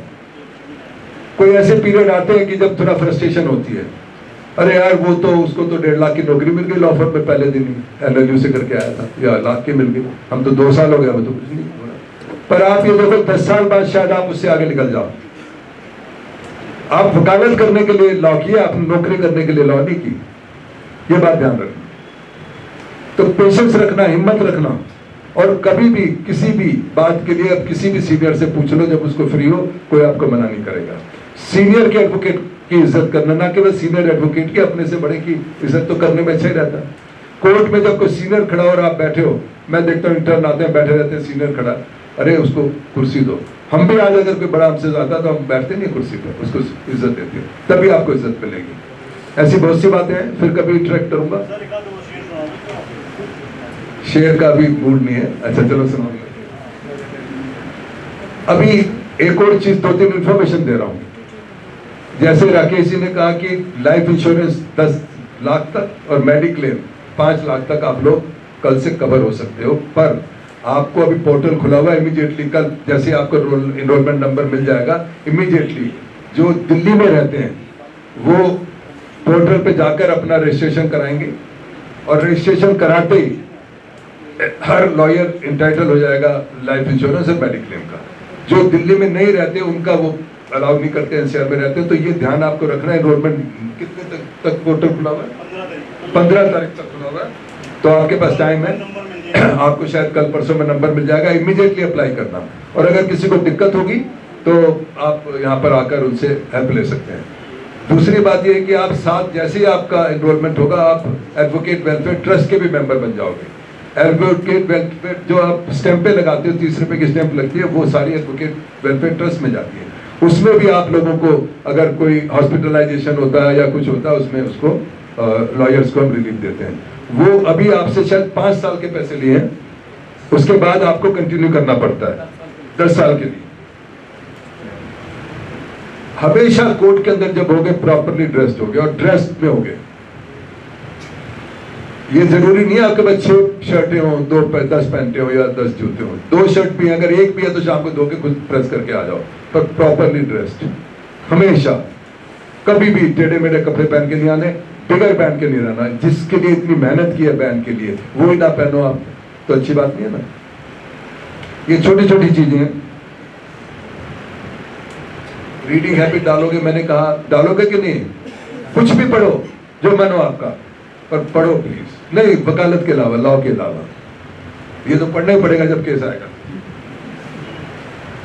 इतनी बातें मैं करना चाह रहा था, अब शेयर तो बड़ा मुश्किल है, बच्चों को कैसे क्या सुनाऊं। का एक शौक है फोटोग्राफी का और शेर व शायरी का। हाँ, मैंने जैसे कहा आप लोगों को या सबको हम में हॉबी होनी चाहिए। हॉबी इसलिए कि जब हम अपने काम से स्ट्रेस होता है तो उसको कैसे स्ट्रेस को रिलीव करेंगे। मैंने तो भैया सबसे बड़ी हॉबी सीख ली है खाना बनाने की। उससे मेरे को भी फायदा होता है, घर वाले भी खुश रहते हैं कि चलो आज टाइम पे आ गए खाना बनाएंगे। इस सच में मैं झूठ नहीं बोल रहा। नहीं, वो तो वैसे नहीं बनाती तो वो खाना सीख। दूसरा फोटोग्राफी भी, जब मैं बाहर जाता हूँ तो फोटोग्राफी करता हूँ, और वो भी हॉबी है, आई एंजॉय दैट। रीडिंग की हॉबी है। और एक चीज और बताऊंगा अपने बारे में, शायद कैलाश सत्यार्थी को जिसको नोबेल पीस प्राइज मिला था, बचपन बचाओ आंदोलन का मैं फाउंडर प्रेसिडेंट था 1987 में। मैंने कैलाश जी के साथ मिलकर वो ऑर्गेनाइजेशन बनाई थी, और लगातार उसमें 2016 में उनको प्राइज मिला था। 75 से लेकर 86 तक मैंने ऑल इंडिया ब्रिक वर्कर्स का जनरल सेक्रेटरी था। दिल्ली में जितने बॉन्डेड लेबर वर्कर थे उनके साथ काम किया। 86 में जब बट्टे बंद हो गए तब बंद किया। जैसे मैंने कहा ना, lawyers are free to do everything. 84 में पटियाला हाउस में सेक्रेटरी था, 95 में प्रेसिडेंट था, और पॉलिटिकली भी एक्टिव रहा। सब जानते हैं पुराने जो हमारे साथी हैं कि पॉलिटिकली बड़ा एक्टिव रहा। हमारे पास फ्री तो टाइम है, एक ही चीज तो फ्री मिलती है। क्या चीज फ्री मिलती है हमारे को? टाइम ही तो फ्री मिलता है ना। बाकी तो ठीक है, हवा पानी तो मिल रहा है, टाइम भी फ्री। तो उसका ठीक यूटिलाइज करो, प्रॉपर यूटिलाइज करो। सुस्ती मारनी है, एक दिन पूरा दिन सोते रहो। अगर 24 घंटे सोओगे तो फिर नींद नहीं आएगी, शरीर थक जाएगा, यार क्या हो गया क्या। तो सुस्ती मारो, पूरी मार लो। बस मत उठो 10 बजे तक, 11 बजे तक, 12 बजे तक, पर उठोगे ना। तो टाइम को यूटिलाइज करो, पढ़ने का सीखो, घूमने का सीखो, पर वेस्ट मत करो time. Don't waste, it will help. मैंने कहा ना, अपने शरीर को, अपनी पर्सनैलिटी को इक्विप्ड करने के लिए इन्फॉर्मेशन ही तो इक्विप्ड करनी है। वो कैसे करोगे? एक्सपीरियंस से करोगे। पार्टिसिपेट करो। मैं कहता हूँ रामलीला होती है आपके वहां पर ना, उसमें पार्टिसिपेट करो। बच्चों को इकट्ठा करके उनको खेल सिखाना शुरू कर दो, कुछ करना शुरू कर दो, पर करो कुछ ना कुछ, खाली मत बैठो। आप देखना 5-7 साल में you will be a better person. Society आपसे ज्यादा डिमांड करती है, लॉयर से ज्यादा एक्सपेक्ट करती है। शुरू में 2-4 साल जब हो जाएंगे तो कोई दोस्त आएगा, रिश्तेदार आएगा कि भैया कुछ काम है, तो आपसे फ्री की चाय पी जाएगा, कैंपा पी जाएगा, और जब कोई केस की बात होगी कहेगा अच्छा सा वकील करा दे, आपको तो वकील ही नहीं मानेगा थोड़े दिन, पर आहिस्ता आहिस्ता ट्रस्ट क्रिएट करना पड़ेगा। तो इतनी बातें हैं। अब शेर व शायरी तो आज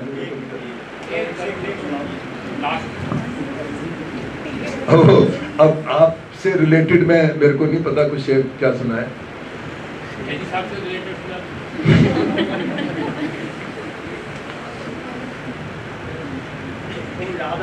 नहीं, एक मीना कुमारी ने गजल कही थी, आगाज तो होता है अंजाम नहीं होता, अब मेरी कहानी में वो नाम नहीं होता, हर शख्स के जवां दिल के हम क्यों ना चुने टुकड़े, हर शख्स की किस्मत में इनाम नहीं होता।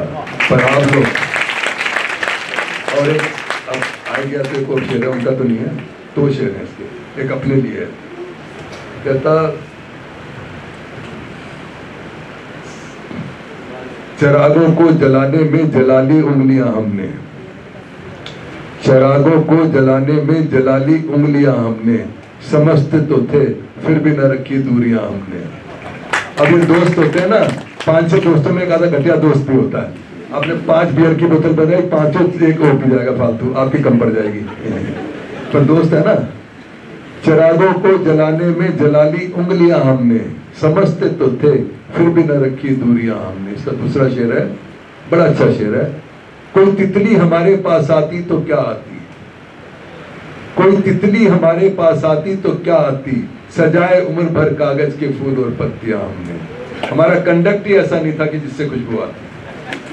कोई तितली हमारे पास आती तो क्या आती, सजाए उम्र भर कागज के फूल और पत्तियां हमने। कागज के फूल नहीं, असली फूल आपने सजाने हैं ताकि खुशबू आपकी पर्सनैलिटी से आए। आपको मैं एक बार फिर मुबारकबाद देता हूँ। कल से आप सब वकील बनोगे, आपको अपने ऊपर प्राउड होना चाहिए, आपके माँ बाप पे प्राउड होना चाहिए, आपके बहन भाइयों पर आपको प्राउड होना चाहिए कि उनकी मेहनत से उनका भी कंट्रीब्यूशन है। मैं इतनी बात करके अपनी बात समाप्त करता हूँ। Thank you very much Ramesh Gupta sir for giving valuable suggestion. Sir ने जैसे आपको 2-3 चीज़ कही, मेक हैबिट ऑफ रीडिंग, और कोई भी कोई हॉबी परसू करें, एंड हार्ड वर्क तो करना ही करना है, बट उसके साथ एक चीज़ हमेशा याद रखना लाइफ में, don't kill the child inside you, that will always take you a place where you wanted to be. And second thing, आपने ये मत सोचना कि आज हमारा एनरोलमेंट हो गया, आज से हमारी लॉ की पढ़ाई खत्म। इनफैक्ट आज से आपकी लॉ की पढ़ाई शुरू हुई है। Lawyer is a student of law till you die. The moment you will stop consider himself or herself as a student of law, the lawyer within you will die. So, as Ramesh Gupta sir said, reading habit must होनी चाहिए। रोज कोई ना कोई एक आध judgement, latest live law आज के time में, हमारे टाइम में तो ये सब चीजें फैसिलिटी नहीं थी, पर अब इतनी फैसिलिटीज है, आज गूगल करो आपको 10 सब्जेक्ट्स आ जाते हैं। तो मेक दिस हैबिट, जो भी सर ने, रमेश सर ने कहा, बहुत ही वैल्यूएबल सजेशन दिया। For a lawyer point of view, reading habit must है। Now I would like to invite our veteran matrimonial lawyer of Delhi, Mr. R.S. Goswami sir, to please come and address all of you. ये धुरंधर वक्ता है हमारे बार council के।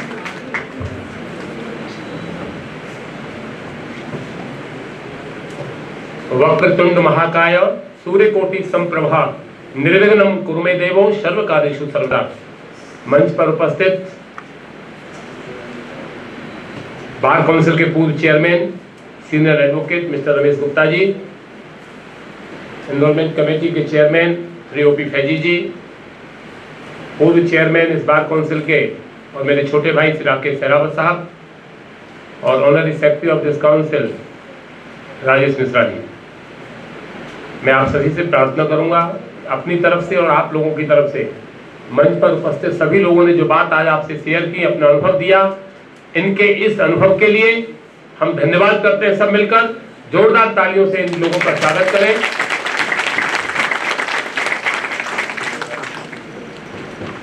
आपने देखा कि सबसे पहले राकेश सहरावत जी ने अपना अनुभव शेयर किया, राजेश मिश्रा जी ने किया। मैं दोस्तों से एक रिक्वेस्ट करना चाहता हूं कि जो बाहर जाएगा एनरोलमेंट नहीं होगा, ये ध्यान रखना। इतना पेशेंस आप में नहीं होगा तो हम प्रोफेशन में कैसे चलेंगे आगे। राकेश जी ने आपको डिस्प्लिनरी पर भी आप लोगों से डिस्कस की, अनुभव पे भी की, आप लोगों को क्यों बुलाया इस पे भी डिस्कस किया, वेलफेयर पे भी किया। फैजी साहब ने अपने पूरे बहुत लंबे टेन्योर की बात आप लोगों के साथ एक सीनियर होने के नाते, एक बुजुर्ग घर का होने के नाते उन्होंने आपको बताई। राजेश मिश्रा जी ने जो ऑनररी सेक्रेटरी है, उन्होंने अपनी बात साथ के साथ जो अपनी बात कहते गए सबकी इनपुट दी और समझाने की कोशिश की। लेकिन जो बात हमारे सीनियर साथी रमेश जी ने कहा, गुप्ता जी ने, मुझे भी आपके साथ 2006 में इसी बार काउंसिल का सेक्रेटरी रहकर आपके साथ काम करने का मौका मिला। आप बहुत एनर्जेटिक हैं। बार काउंसिल के हर कंस्ट्रक्टिव काम में आपका सहयोग रहता है। मैं आपका तहे दिल से स्वागत करता हूं कि आप आज हमारी मीटिंग में आए और आपने जो अपना प्यार और आशीर्वाद बच्चों को दिया, उसके लिए मैं आभार प्रकट करता हूं। दोस्तों, एक बात समझिए, बहुत कुछ आप लोगों ने सुना, मुझे केवल ईमानदारी से एक बात बताना चाहेंगे आप लोगों को उनका अनुभव कैसा लगा? बताइए आप लोग सब मिलकर। आधे लोगों को नहीं लगा अनुभव। हम मीटिंग 3 घंटे और बढ़ा देंगे, जब तक अनुभव समझ में नहीं आएगा बिल्कुल नहीं जाने देंगे। आप क्या जरूरत पड़ी इनको आप लोगों के साथ 2-2 घंटे लगाने की? आज क्लाइंट आता है, उससे 1 लाख रुपया फीस लेते हैं, 5 लाख लेते हैं, किस बात के लिए? कि केवल कंसल्टेशन देते हैं। आप लोगों के साथ क्या जरूरत पड़ी? सबसे पहले मैं कहना चाहता हूं, you all are lucky, you are going to be enrolled by the Delhi bar council, because just after enrollment you will become a lawyer, not only a district court lawyer, you will become a Supreme Court lawyer, only by the enrollment by the Bar Council of Delhi. इस बात को आप महसूस करना सीखिए कि आप bar council Delhi के इतनी जो सुविधाएं बताई कि आप 5 मिनट के अंदर जब एनरोलमेंट हो जाएगा आपका, आप अपने आप को कह सकते हो मैं सुप्रीम कोर्ट का वकील। लेकिन आप लोगों में 4 कैटेगरीज हैं। एक वो कैटेगरीज है जो आपके साथियों ने आपके साथ MBBS, BBA, MBA के कोर्स किए। एक वो लोग हैं जिन्होंने LLU, Bhopal, Calcutta, Bombay, national law university से लॉ किया, दिल्ली यूनिवर्सिटी से लॉ किया। महसूस करिए। एक वो लोग हैं जिन्होंने IP से किया, अच्छे कॉलेजों से किया। एक वो लोग भी हैं जिन्होंने कहीं से नहीं किया, केवल एग्जाम दिया, और वो आप लोगों में ही है। और कहो तो जिस समय हम इंटरव्यू लेंगे 1-1 मिनट में आपको बता देंगे तुमने कहां से किया। लेकिन आप एक बात का ध्यान रखिए कि इतनी देर आप लोगों से बात कही, कभी आप लोगों को हमने डिमोरलाइज नहीं किया। ये कहना चाहता हूं कि आज बार काउंसिल दिल्ली, चाहे आपने कहीं से भी लॉ किया हो, we are giving the respect and regard to all of you.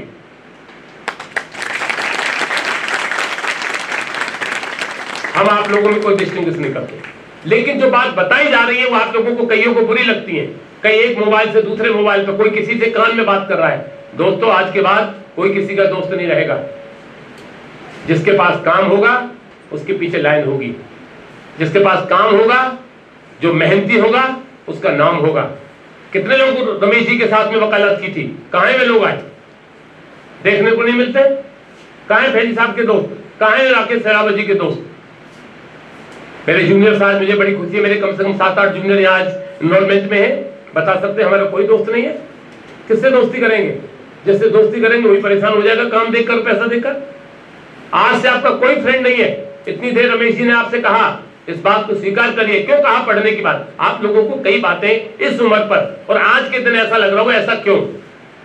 आपको ये सोचना चाहिए, जब आप लॉ कर रहे थे 2-2 घंटे आकर आप लोगों को लेक्चर देते थे हाईकोर्ट के जज, आधे लोग कैंटीन होते थे, आधे लोग मोबाइल पर होते थे। लेकिन दोस्तों, आज के बाद कोई नहीं होगा आपके पास। ये आपका वो दिन होगा कि जो आज हम आपको समझा रहे हैं, आज यहां से जाने के बाद आने वाली पीढ़ी को आप समझाएंगे। जितनी खुशी आपके परिवार को आज होगी, उससे 100 गुनी खुशी हम लोगों को होगी आपकी। किस लिए होगी? कि जब आप में से जज बनेंगे, आप में से सॉलिसिटर जनरल बनेंगे, तो हम गर्व से कहेंगे यहाँ जो बैठे हैं कि हमने इनको एनरोल किया। इसलिए हमारी खुशी होगी। इसलिए अपने इनकरेज को बढ़ाइए, अपनी आज सोच को बढ़ाइए कि आज आप कोई मामूली आदमी नहीं है। अभी आप किसी केस में फंस जाते, कितने लोग आएंगे जिनके सैकड़ों लोगों की यहाँ पर आज FIR दर्ज है, उनको भी हम एनरोल कर रहे हैं। लेकिन आज के बाद यदि कोई व्यक्ति के खिलाफ, आपके खिलाफ कोई अब चोरी का मुकदमा, कोई लड़ाई का मुकदमा, झगड़े का मुकदमा होगा, तो क्या कहा जाएगा कि बार काउंसिल दिल्ली द्वारा एनरोल्ड एक चोर पकड़ा गया जो वकील था। वो नेगेटिविटी आपकी नहीं होगी, वो इस पूरे बार काउंसिल की होगी, पूरे समाज की होगी। इसलिए आज आप कोई मामूली पद नहीं, कल से आपके आगे क्या लिखा जाएगा पता है आपको? लर्नेड काउंसिल, जिसको कोई मतलब नहीं आपका एनरोलमेंट का हुआ, he will give the respect, same to you, same to me, same Ramesh ji, same Rakesh Sarawat ji, Mishra ji, सबको एक रेस्पेक्ट एक टाइम से मिलेगा। If you will appear in the court you will argue your matter. उसके लिए क्या है, आप यदि पढ़ के जाएंगे तो you will say in the court, kindly see the para number 7 of page 22। If you will not read, if you will not go through the file, the court will say, Mr. Counsel, your para number such and such not maintainable, your petition we are going to dismiss. This is the difference. आप किसके लिए मेहनत करोगे? हंस लो, मजाक कर लो, आपस में मोबाइल पे बात कर लो, दोस्त बना लो, क्या होगा उससे? आज के बाद आपको एक जगह खुशी हो रही है कि आप वकील बन रहे हैं। You will be better than member of parliament. You will better than member of legislative assembly. Why? उनको इलेक्शन 5 साल में लड़ना होता है दोस्तों। ये पूरे जीवन का एनरोलमेंट आपको मिल रहा है। इसकी वक़्त करिए, इसकी इज्जत करिए, उसका सम्मान कीजिए। ये हमारा आपसे कहना है आज। हम इतनी जोर क्यों लगा रहे हैं आप लोगों के साथ कि आपका एक दिन भी लेट ना हो। कि बार काउंसिल दिल्ली में इस गर्व से कहना चाहता हूं कि यहां पर यदि हमें दिखता है कि हमारे बच्चों की आज भीड़ हो गई, हम इमीडिएटली हमने एक महीने में 8-8 मीटिंगें की हैं। हमारे दिल्ली में कितने उदाहरण हैं कि एक साथ लॉ किया, एक साथ शादी की, मियाँ बीवी बने, जुडिशियल अफसर बने, केवल एक दिन के एनरोलमेंट पर एक हाई कोर्ट का जज बना, एक डिस्ट्रिक्ट जज रहेगा। This is the value of this enrolment. आप लोग लाइट मत लीजिए, आज खुशी दीजिए। वो तो चोर की बात बताई, लेकिन इसके साथ खुशी भी क्या है कि आज के बाद यू विल पावरफुल पर्सन बनोगे। रहमान इस संसार में सबसे सुखी वकील, रहमान इस संसार में सबसे सुखी वकील। जीत जाए तो हट जाना, जीत जाए तो क्या बोलते हैं, जीत जाए तो फीस, हार जाए तो अपील। जीत जाए तो नजराना और हार जाए तो अपील।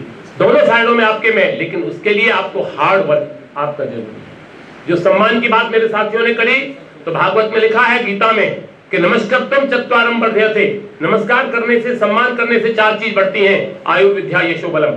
आपकी आयु भी बढ़ेगी, यश भी बढ़ेगा, बल भी बढ़ेगा, ताकत भी बढ़ेगी। यदि आप किसी का सम्मान करते तो कोई गुनाह नहीं करते। हम लोग आपका सम्मान कर रहे हैं, आपको अच्छा नहीं लग रहा। हम आपसे कह रहे हैं आप एमएलए से अच्छे हैं, आपको अच्छा नहीं लग रहा। हमें गर्व है, पॉलिटिकल राजनीति करते हैं गरीब आदमियों की, अनपढ़ आदमियों की। देखा एक महाराज 122 लोग मर गए आज हाथरस में, वो क्या है? क्या इस काम को एक वकील कर सकता है? नहीं कर सकता। लेकिन हमें गर्व इस बात का है कि लोग राजनीति करते हैं, अनएजुकेटेड लोगों की भी, गरीब आदमियों की भी, झूठ बोलकर। ये बाबुआ जी साधु सन्यासी बेवकूफ बनाते हैं अनपढ़ आदमियों को। हम गर्व करते हैं जो यहाँ लाइन में बैठे हैं, कि राजनीति करते हैं काले कोट वाले की, जो काबिल है, होशियार है और इंटेलिजेंट है।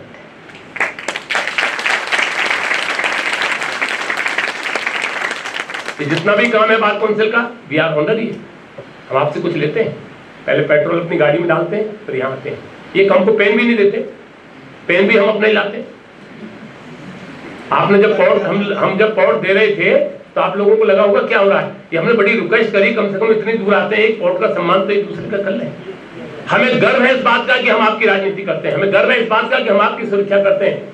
आज बार काउंसिल में 50 रुपए भी आपका खर्च नहीं करते। जितनी भी कुर्सियों पर आज बैठे, नई कुर्सी, कि रमेश जी, राकेश जी और राजेश मिश्रा जी, हम उस कमेटी के मेंबर हैं। आपको नई कुर्सी की व्यवस्था करी, पहले आपके लिए व्यवस्था की जाती है, फिर हम अपने लिए सोचते। यदि हम आपके लिए अच्छे हैं तभी तो चुनाव जीत रहे हैं। कौन वोट डालेगा हमको यदि हम गलत काम करेंगे? वोट नेताओं को वोट फिर भी डालेगी कितना भी गलत काम करें। इसलिए हम बेटर मानते हैं अपने आप को मेंबर ऑफ पार्लियामेंट से, हम बेटर मानते हैं हम एमएलए से, क्योंकि हम उन लोगों की राजनीति करते हैं जो आज के बाद हाई कोर्ट और सुप्रीम कोर्ट में लोगों की जान बचाएंगे। आज के बाद लोगों के लिए, लोगों के प्रतिनिधित्व करेंगे। किसके सामने? सुप्रीम कोर्ट ऑफ इंडिया के सामने, डिस्ट्रिक्ट कोर्ट के सामने। कैसा लगा आप लोगों को आज अपना? कुछ ताकत लगी नहीं लगी? इतनी देर से बोल रहे हैं कि नहीं बोल लगी?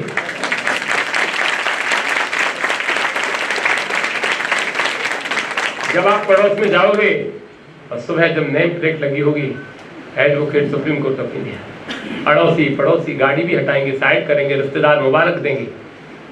कहाँ है दुनिया में एमबीए करने के बाद कोई कहता है कि तुम्हारा बेटा ने एमबीए कर लिया? यदि इसकी पढ़ाई इजी है, केवल पैसा कमाना कठिन है। अब हर आदमी तो रमेश गुप्ता जी नहीं हो सकता, रमेश गुप्ता जी तो नहीं हो सकता। Ramesh Gupta ji more than 1000 crore. Can you believe from this profession? Please give big hand. 1000 crore से ऊपर का केवल प्रोफेशन है। मेरे को भी बता दो कहाँ है।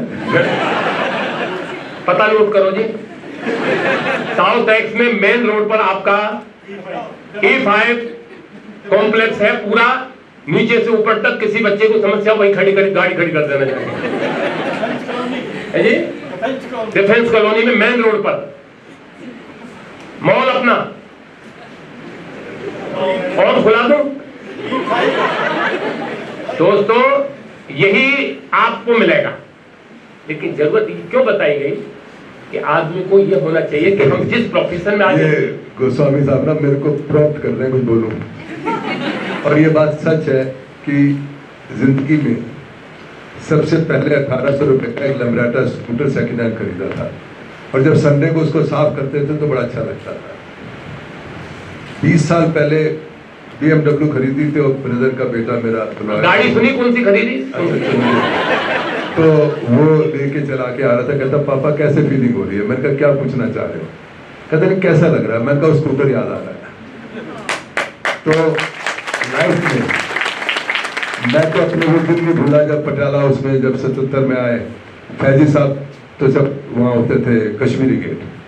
आप लोगों को एक बात बताऊं, आज अगर थोड़ा सा रिपेयर भी करने लगते हैं तो 20-50 हज़ार रुपये खर्च हो जाते हैं।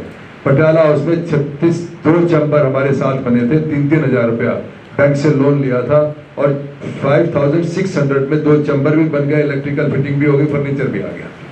आज के दिन को थोड़ी है। आज के दिन आप जिस दिन आते हो आप 40-50 हज़ार रुपये अपना खर्चा साथ लेके आते हो। ये बात आप देखोगे ना, मिनिमम हर एक का 30-40 हज़ार का खर्चा है। हमारा क्या खर्चा था उस टाइम? बसों में आते थे, आहिस्ता आहिस्ता हुआ।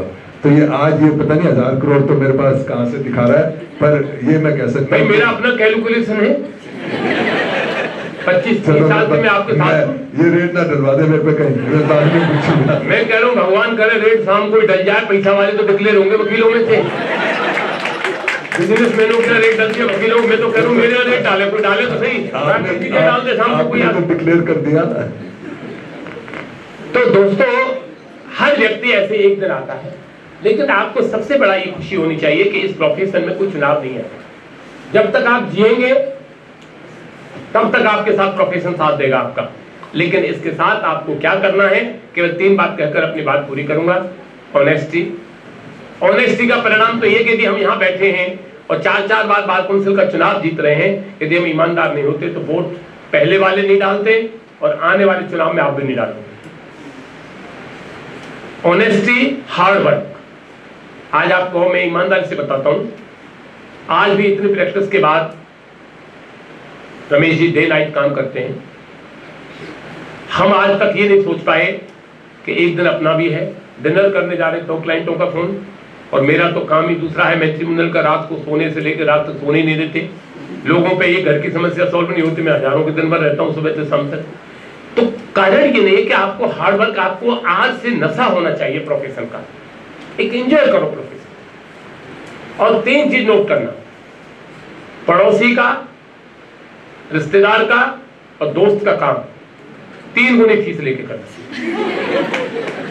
सबसे ज्यादा तंग करेंगे आपको। रिश्तेदार से कम पैसा मांगोगे तो आपको वकील रिकॉग्नाइज नहीं करेगा।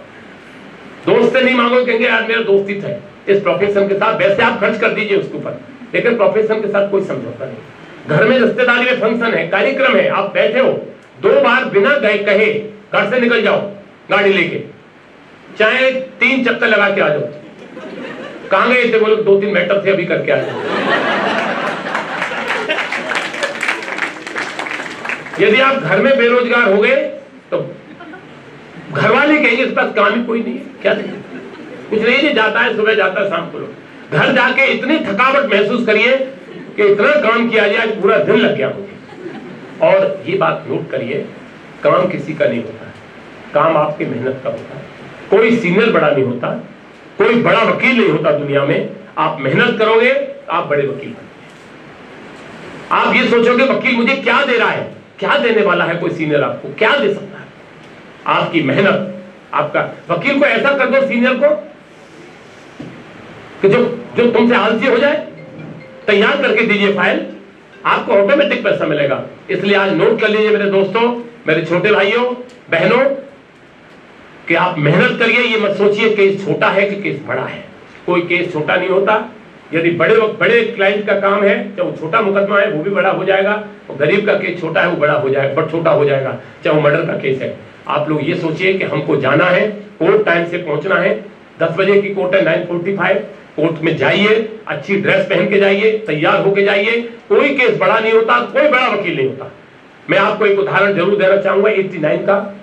एक केस में हमारे हिंदुस्तान के क्रिमिनल के टॉप लॉयर श्री राम जेठमलानी जी, एक हैदराबाद का केस था। उस समय 406 498 के अंदर जमानतें नहीं होती थी। वो मुलजिम के वकील थे, मैं कंप्लेनेंट का वकील था। तो एक दिन वो नहीं आए, दूसरे दिन उनकी लड़की आई थी रानी, तो उन्होंने कहा कि लॉर्डशिप और आर.एच. जो सेशन जज थे उस समय, I am the daughter of renowned lawyer of India Shri Ram Jethmalani. उनको भी झटका लगा। अब मैंने कहा इसने तो कह दिया, मैं क्या कहूं। अब ये प्रेजेंस ऑफ माइंड होनी चाहिए। मैंने कहा lordship this fact that she is the daughter of Shri Ram Jethmalani, but I am not the son of Ram Jethmalani, but I am the Ram Jethmalani of my client. अपने क्लाइंट के लिए आप राम जेठमलानी, अपने क्लाइंट के लिए रमेश गुप्ता हो, अपने क्लाइंट के लिए राकेश सहरावत हो, आर.एस. गोस्वामी, राजेश मिश्रा, ओपी फैजी साहब हो। क्लाइंट ने तो आपको देखा है, वो दूसरे वकील को क्या जानता है। इन्हीं शब्दों के साथ आप लोग मुझे ईमानदारी से बताइए, आज आप लोगों को आज जाने के लिए, घर पहुंचने तक, सेलिब्रेट करने तक अच्छा लगा या नहीं लगा? कितना कॉन्फिडेंस आया आप लोगों को? जोरदार अपने लिए तालियां। अब मैं अपने सभी साथियों की तरफ से आपसे कुछ मांग लूं, प्लीज मांग लूं आप लोगों से। गुरु गोविंद दोनों खड़े, काके लागू पाए, बलहारी गुरु आपने, गोविंद दियो बताए। मांगू आप लोगों से, देंगे आप लोग? देंगे नहीं देंगे? एनरोलमेंट के चक्कर में तो नहीं करे कैश जोन कर दें आज मीटिंग। हम आपसे एक चीज मांगना चाहते हैं। गोस्वामी जी कहेंगे मथुरा और सबको पेड़े खिलाऊंगा और मैं दर्शन भी करना बाके बिहारी के। टाइम बता दो भाई। कहाँ का? बाके अभी बिहारी। तो लड्डू खिलाऊंगा इनको सबको। दोस्तों एक चीज मैं मांगना चाहूंगा सबसे, आज के बाद आप सबसे बड़ी खुशी आप लोगों को ये होनी चाहिए कि एक व्यक्ति इनरोलमेंट कराने आया था और आपको इतने दोस्त, इतने सहपाठी, इतने एडवोकेट साथी इकट्ठे मिल गए। हमेशा याद रखोगे कि हमारा इनरोलमेंट एक दिन हुआ था। ये मिला आप लोगों को? नहीं मिला? तो हम मांग लें आपसे, आप गुरु दक्षिणा में। आज के बाद हम और आप कहीं भी मिले, वोट देना मत देना बात का काम है। ऐसा मत करना कि हम टेलीफोन पे करें जी मैं रमेश गुप्ता, बोले कौन रमेश गुप्ता, कौन राकेश सहरावत, इतना मत करना। कहीं भी मिले, कोर्ट में मिले, कचहरी में मिले, परिवार में मिले, रिश्तेदारी में मिले, आप लोग नमस्ते ना करें तो हम लोग नमस्ते करें तो उसको ले जरूर लेना। देंगे आप लोग? नहीं देंगे? ईमानदारी से बताओ। आज से भी all are the family members. हम आपके गुरु नहीं है, लेकिन गुरु की जगह रास्ता बताने वाले। गुरु वे नहीं है जो कथा बांच रहे हैं, गुरु वो है जो आपको आज की डेट में, यदि आप, हम ये सोचते हैं इतने लोगों में से कुछ के समझ में बात आ गई कि अच्छे जज बन गए, सॉलिसिटर बन गए, अच्छे वकील बन गए, कॉर्पोरेट सेक्टर में चले गए, तो हमें आपसे 100 गुनी ज्यादा खुशी होगी कि हमारे हाथ से किया हुआ एनरोलमेंट बच्चा वहां उस कुर्सी पर बैठा है। ये हमारी इच्छा है। और फाइनल मैं रमेश जी के सम्मान में ओपी फैजी साहब, चेयरमैन राकेश सहरावत जी, राकेश मिश्रा छोटे भाई, हम निर्णय लिया है आप लोगों के पेशेंस को देखकर, आप लोगों की कंडक्ट को देखकर, कि we are going to enroll all of you without any interview. ये वकील बन गए आप। अभी तुमको ये महसूस ही नहीं होगा आप वकील बन गए। ऐसे ताली वकील थोड़ी बजाते हैं। अपने लिए जोरदार तालियां अपने स्वागत के लिए। बच के रहनी चाहिए।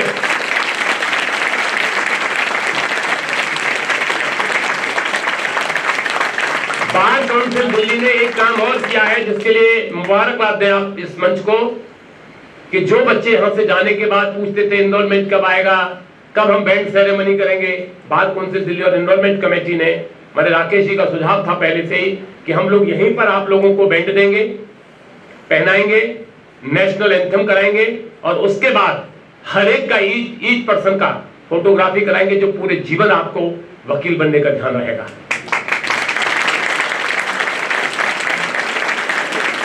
और आज वो लोग कष्ट में रहेंगे जिन्होंने सिफारिश लगवा के हमसे एनरोलमेंट कराया है, उनको ये अपॉर्चुनिटी। मैंने अपने जूनियर से सबसे कहा, कहाँ इसी तक कहाँ आइए, नहीं आइए, और भी आए 8-7 जूनियर ने सबसे कहा कि एनरोलमेंट तो कर देंगे, लेकिन आपको जो आनंद, जो अनुभव वहां जाके मिलेगा वो कहीं नहीं मिलेगा।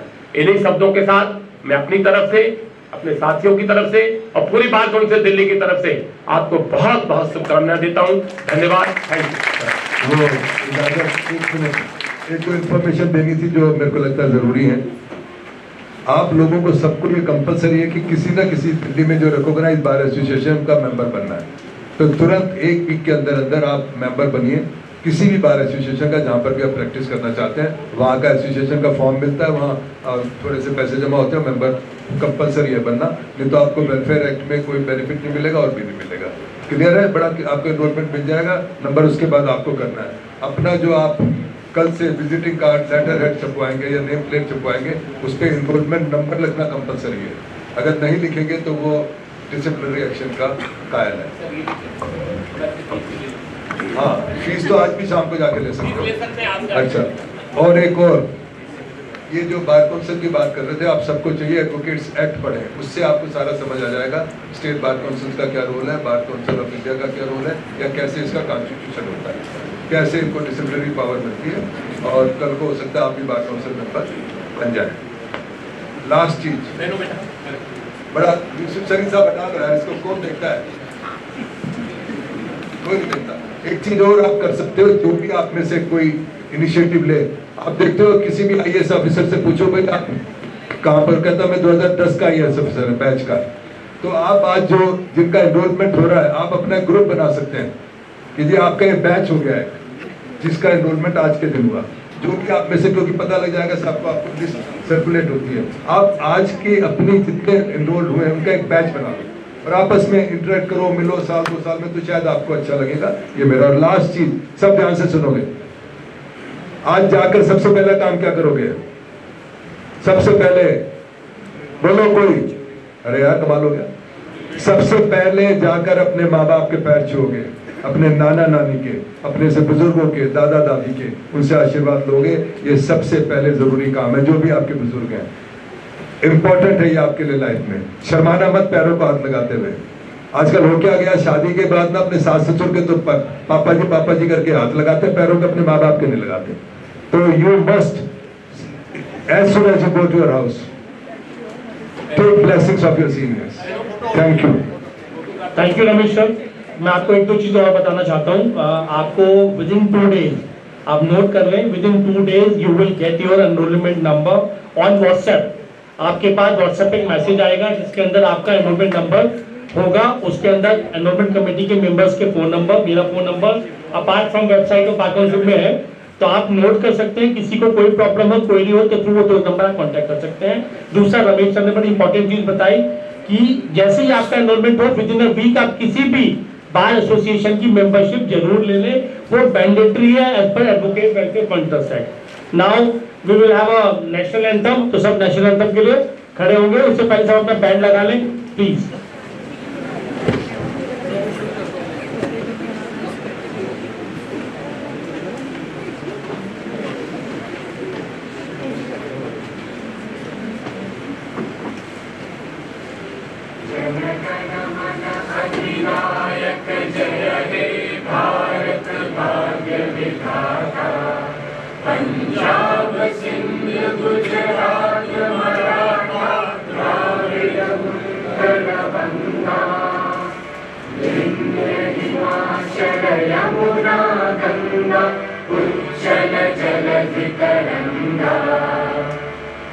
शुभ नामे जागे तब शुभ आशीष मांगे, गाहे सब जय गाथा। जन गण मंगलदायक जय हे भारत भाग्य विधाता। जय हे जय हे जय हे जय जय जय जय हे। भारत माता की जय। भारत माता की जय। Thank you. आप सब लाइन से यहाँ भी कुर्सी डलवा देते हैं, आ जाए और इसके बाद करके नहीं सब रेस्ट स्टार्ट हो जाएगा। और जाते वक्त प्रोमाइसेस जब आप निकलोगे तो प्लीज हैव स्वीट। राजन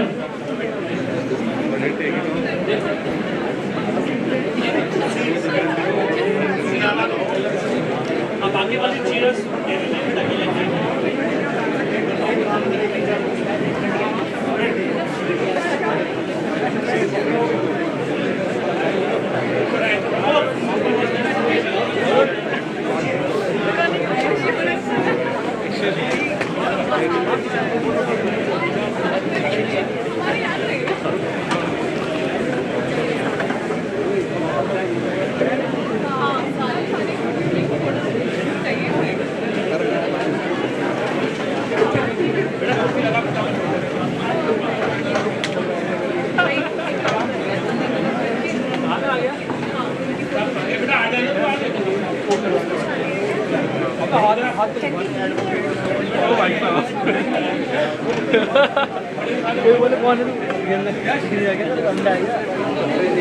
शौक है भाई तो यार फंस जाना ना भाई, दिक्कत तो यही है।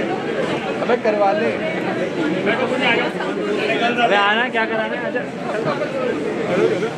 अपन लोग तो देखिए। अबे एक तो बीच में खड़ा है, इसे फोल्ड करेंगे वापस अपन कॉलेज वाले आ जाओ सारे भाई, कॉलेज वाले आ जाओ। वो रहा ना उधर है।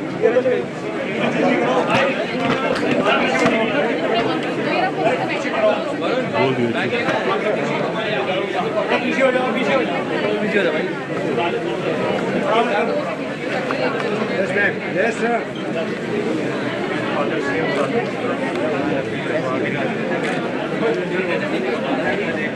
Thank you. स्वीट्स खाते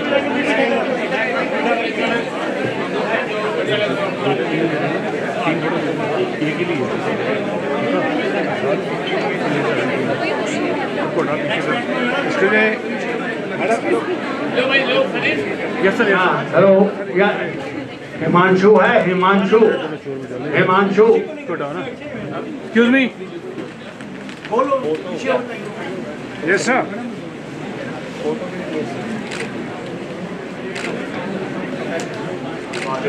thank you. Best of luck.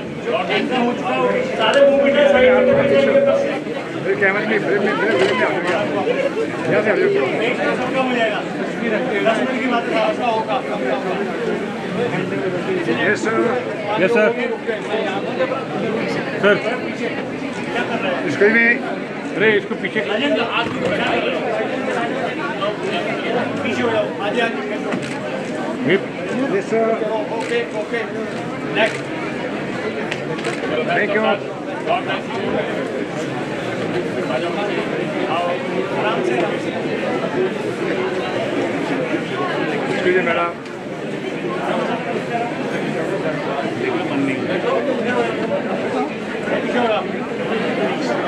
राजन राजन को पीछे करवाया। Yes sir.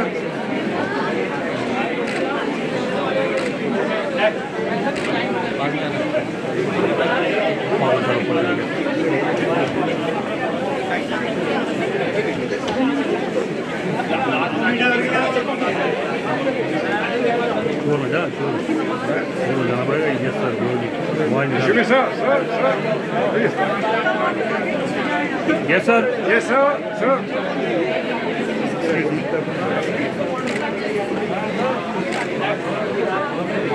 Thank you sir.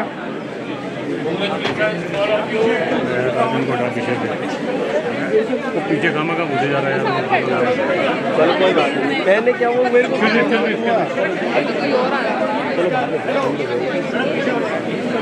आप आओ ना, किसका रह गया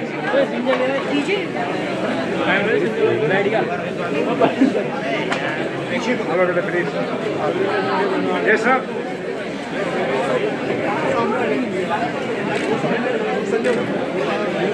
थैंक यू।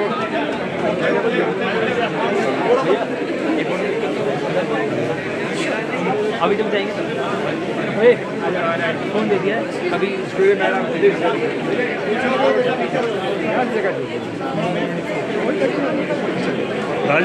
राजन पीछे यस सर।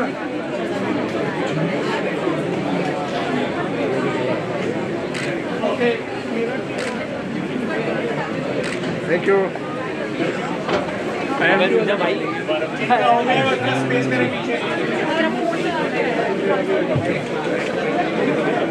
आप बेटा थोड़ा पीछे आ जाए प्लीज। अभी बता दूँ। Yes sir. Rajan. Yes sir.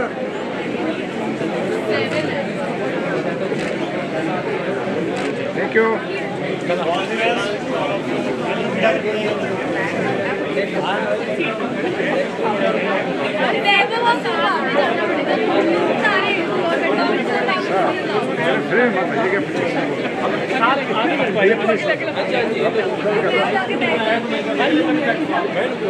Yes sir. Hello ma'am सामने। Yes sir.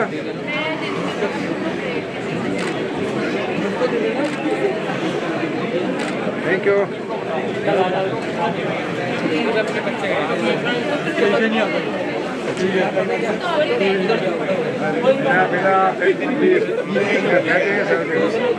Hello madam. Yes sir.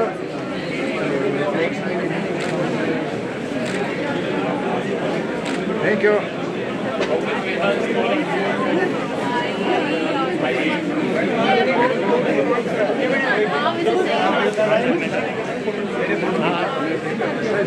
थोड़ा पीछे हो जाइए। पीछे लावण्य पीछे हो जाएगा। Yes sir. Yes sir.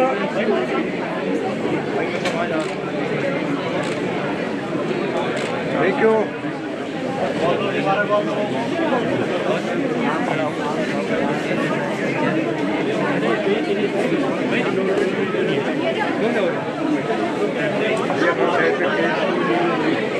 Madam आगे जाइए प्लीज।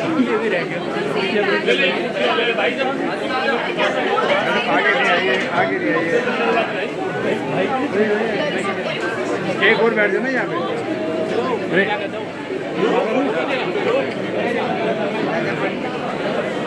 बैठ दे जवाब। Yes sir.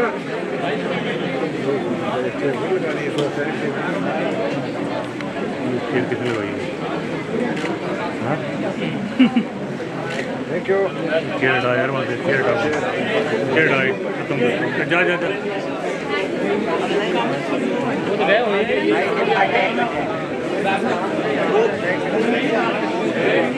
Please please.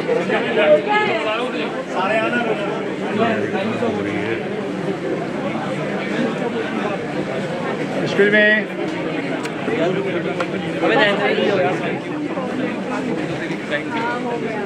Yes sir. Yes sir. Thank you.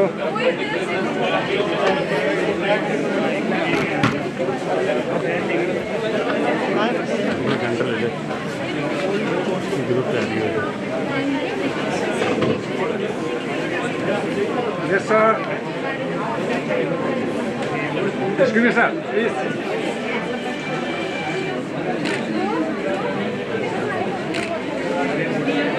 Thank you.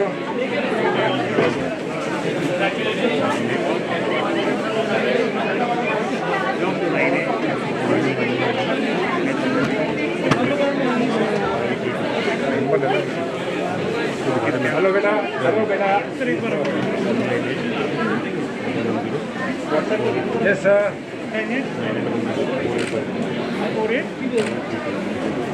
Thank you.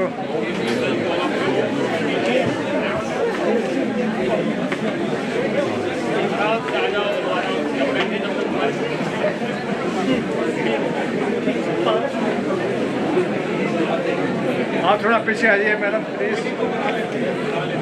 ये भैया भी यस सर।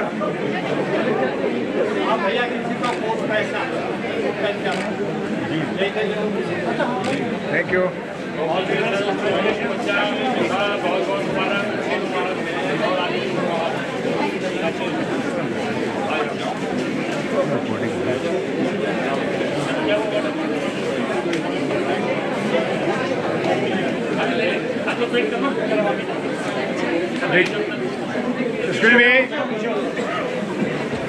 एक कोई आ जाना, एक और बैठ जाए ना यहाँ पे, एक बंदा और बैठ, एक और बैठ, एक स्पेस खाली है,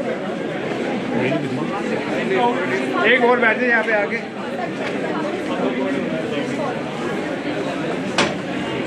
yes sir.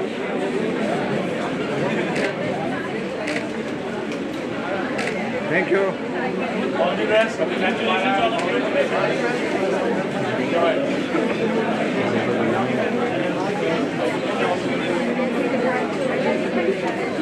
Please please please please छोड़िएगा प्लीज। थोड़ा पीछे आइए, पीछे आइए, पीछे आइए, आप थोड़ा पीछे आइए। Yes sir.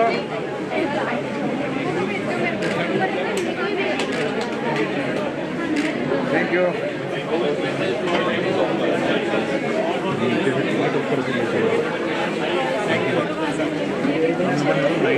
चेयर ही छोड़ दी। लिखा हुआ है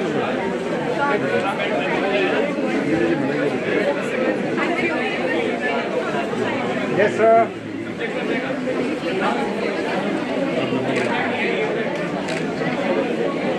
थैंक यू। 98884832 इसके लिए मैडम थोड़ा आ जाए। Yes sir.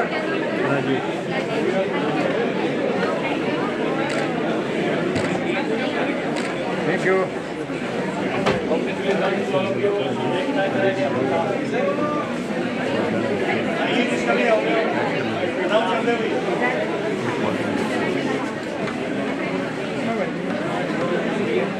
एक और आ जाए यहाँ पे है, एक आ जाइए। Yes sir.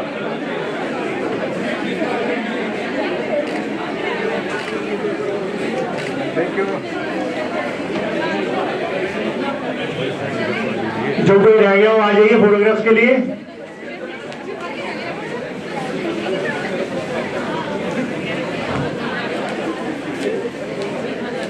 Yes sir.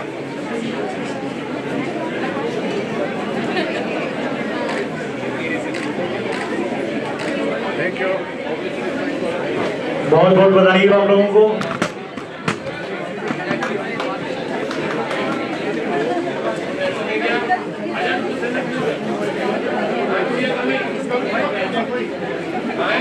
Yes, please.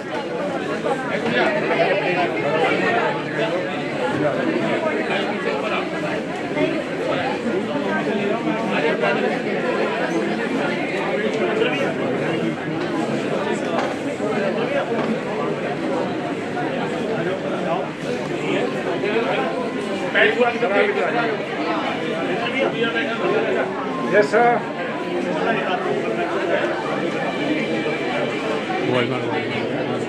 Yes, sir. Sir.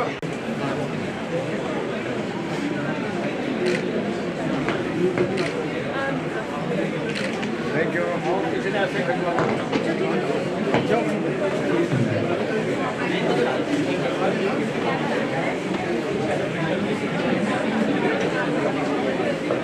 Yes, sir.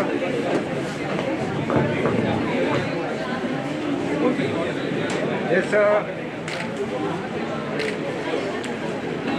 Thank you.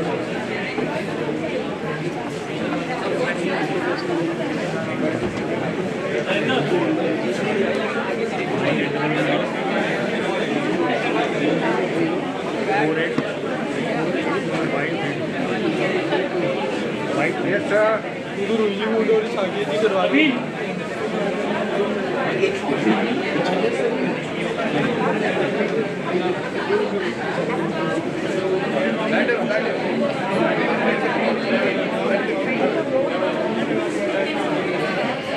sir.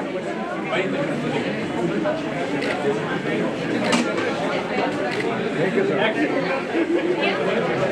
किसी का भी अगर रहता है फोटोग्राफ्स के लिए आ जाइए आगे।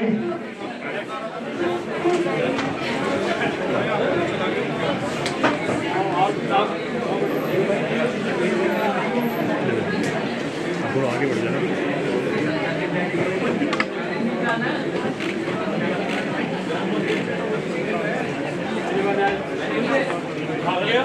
मेरे को लगा आगे बढ़ के ले।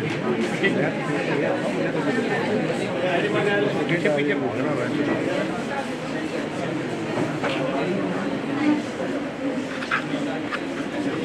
आप आ जाओ।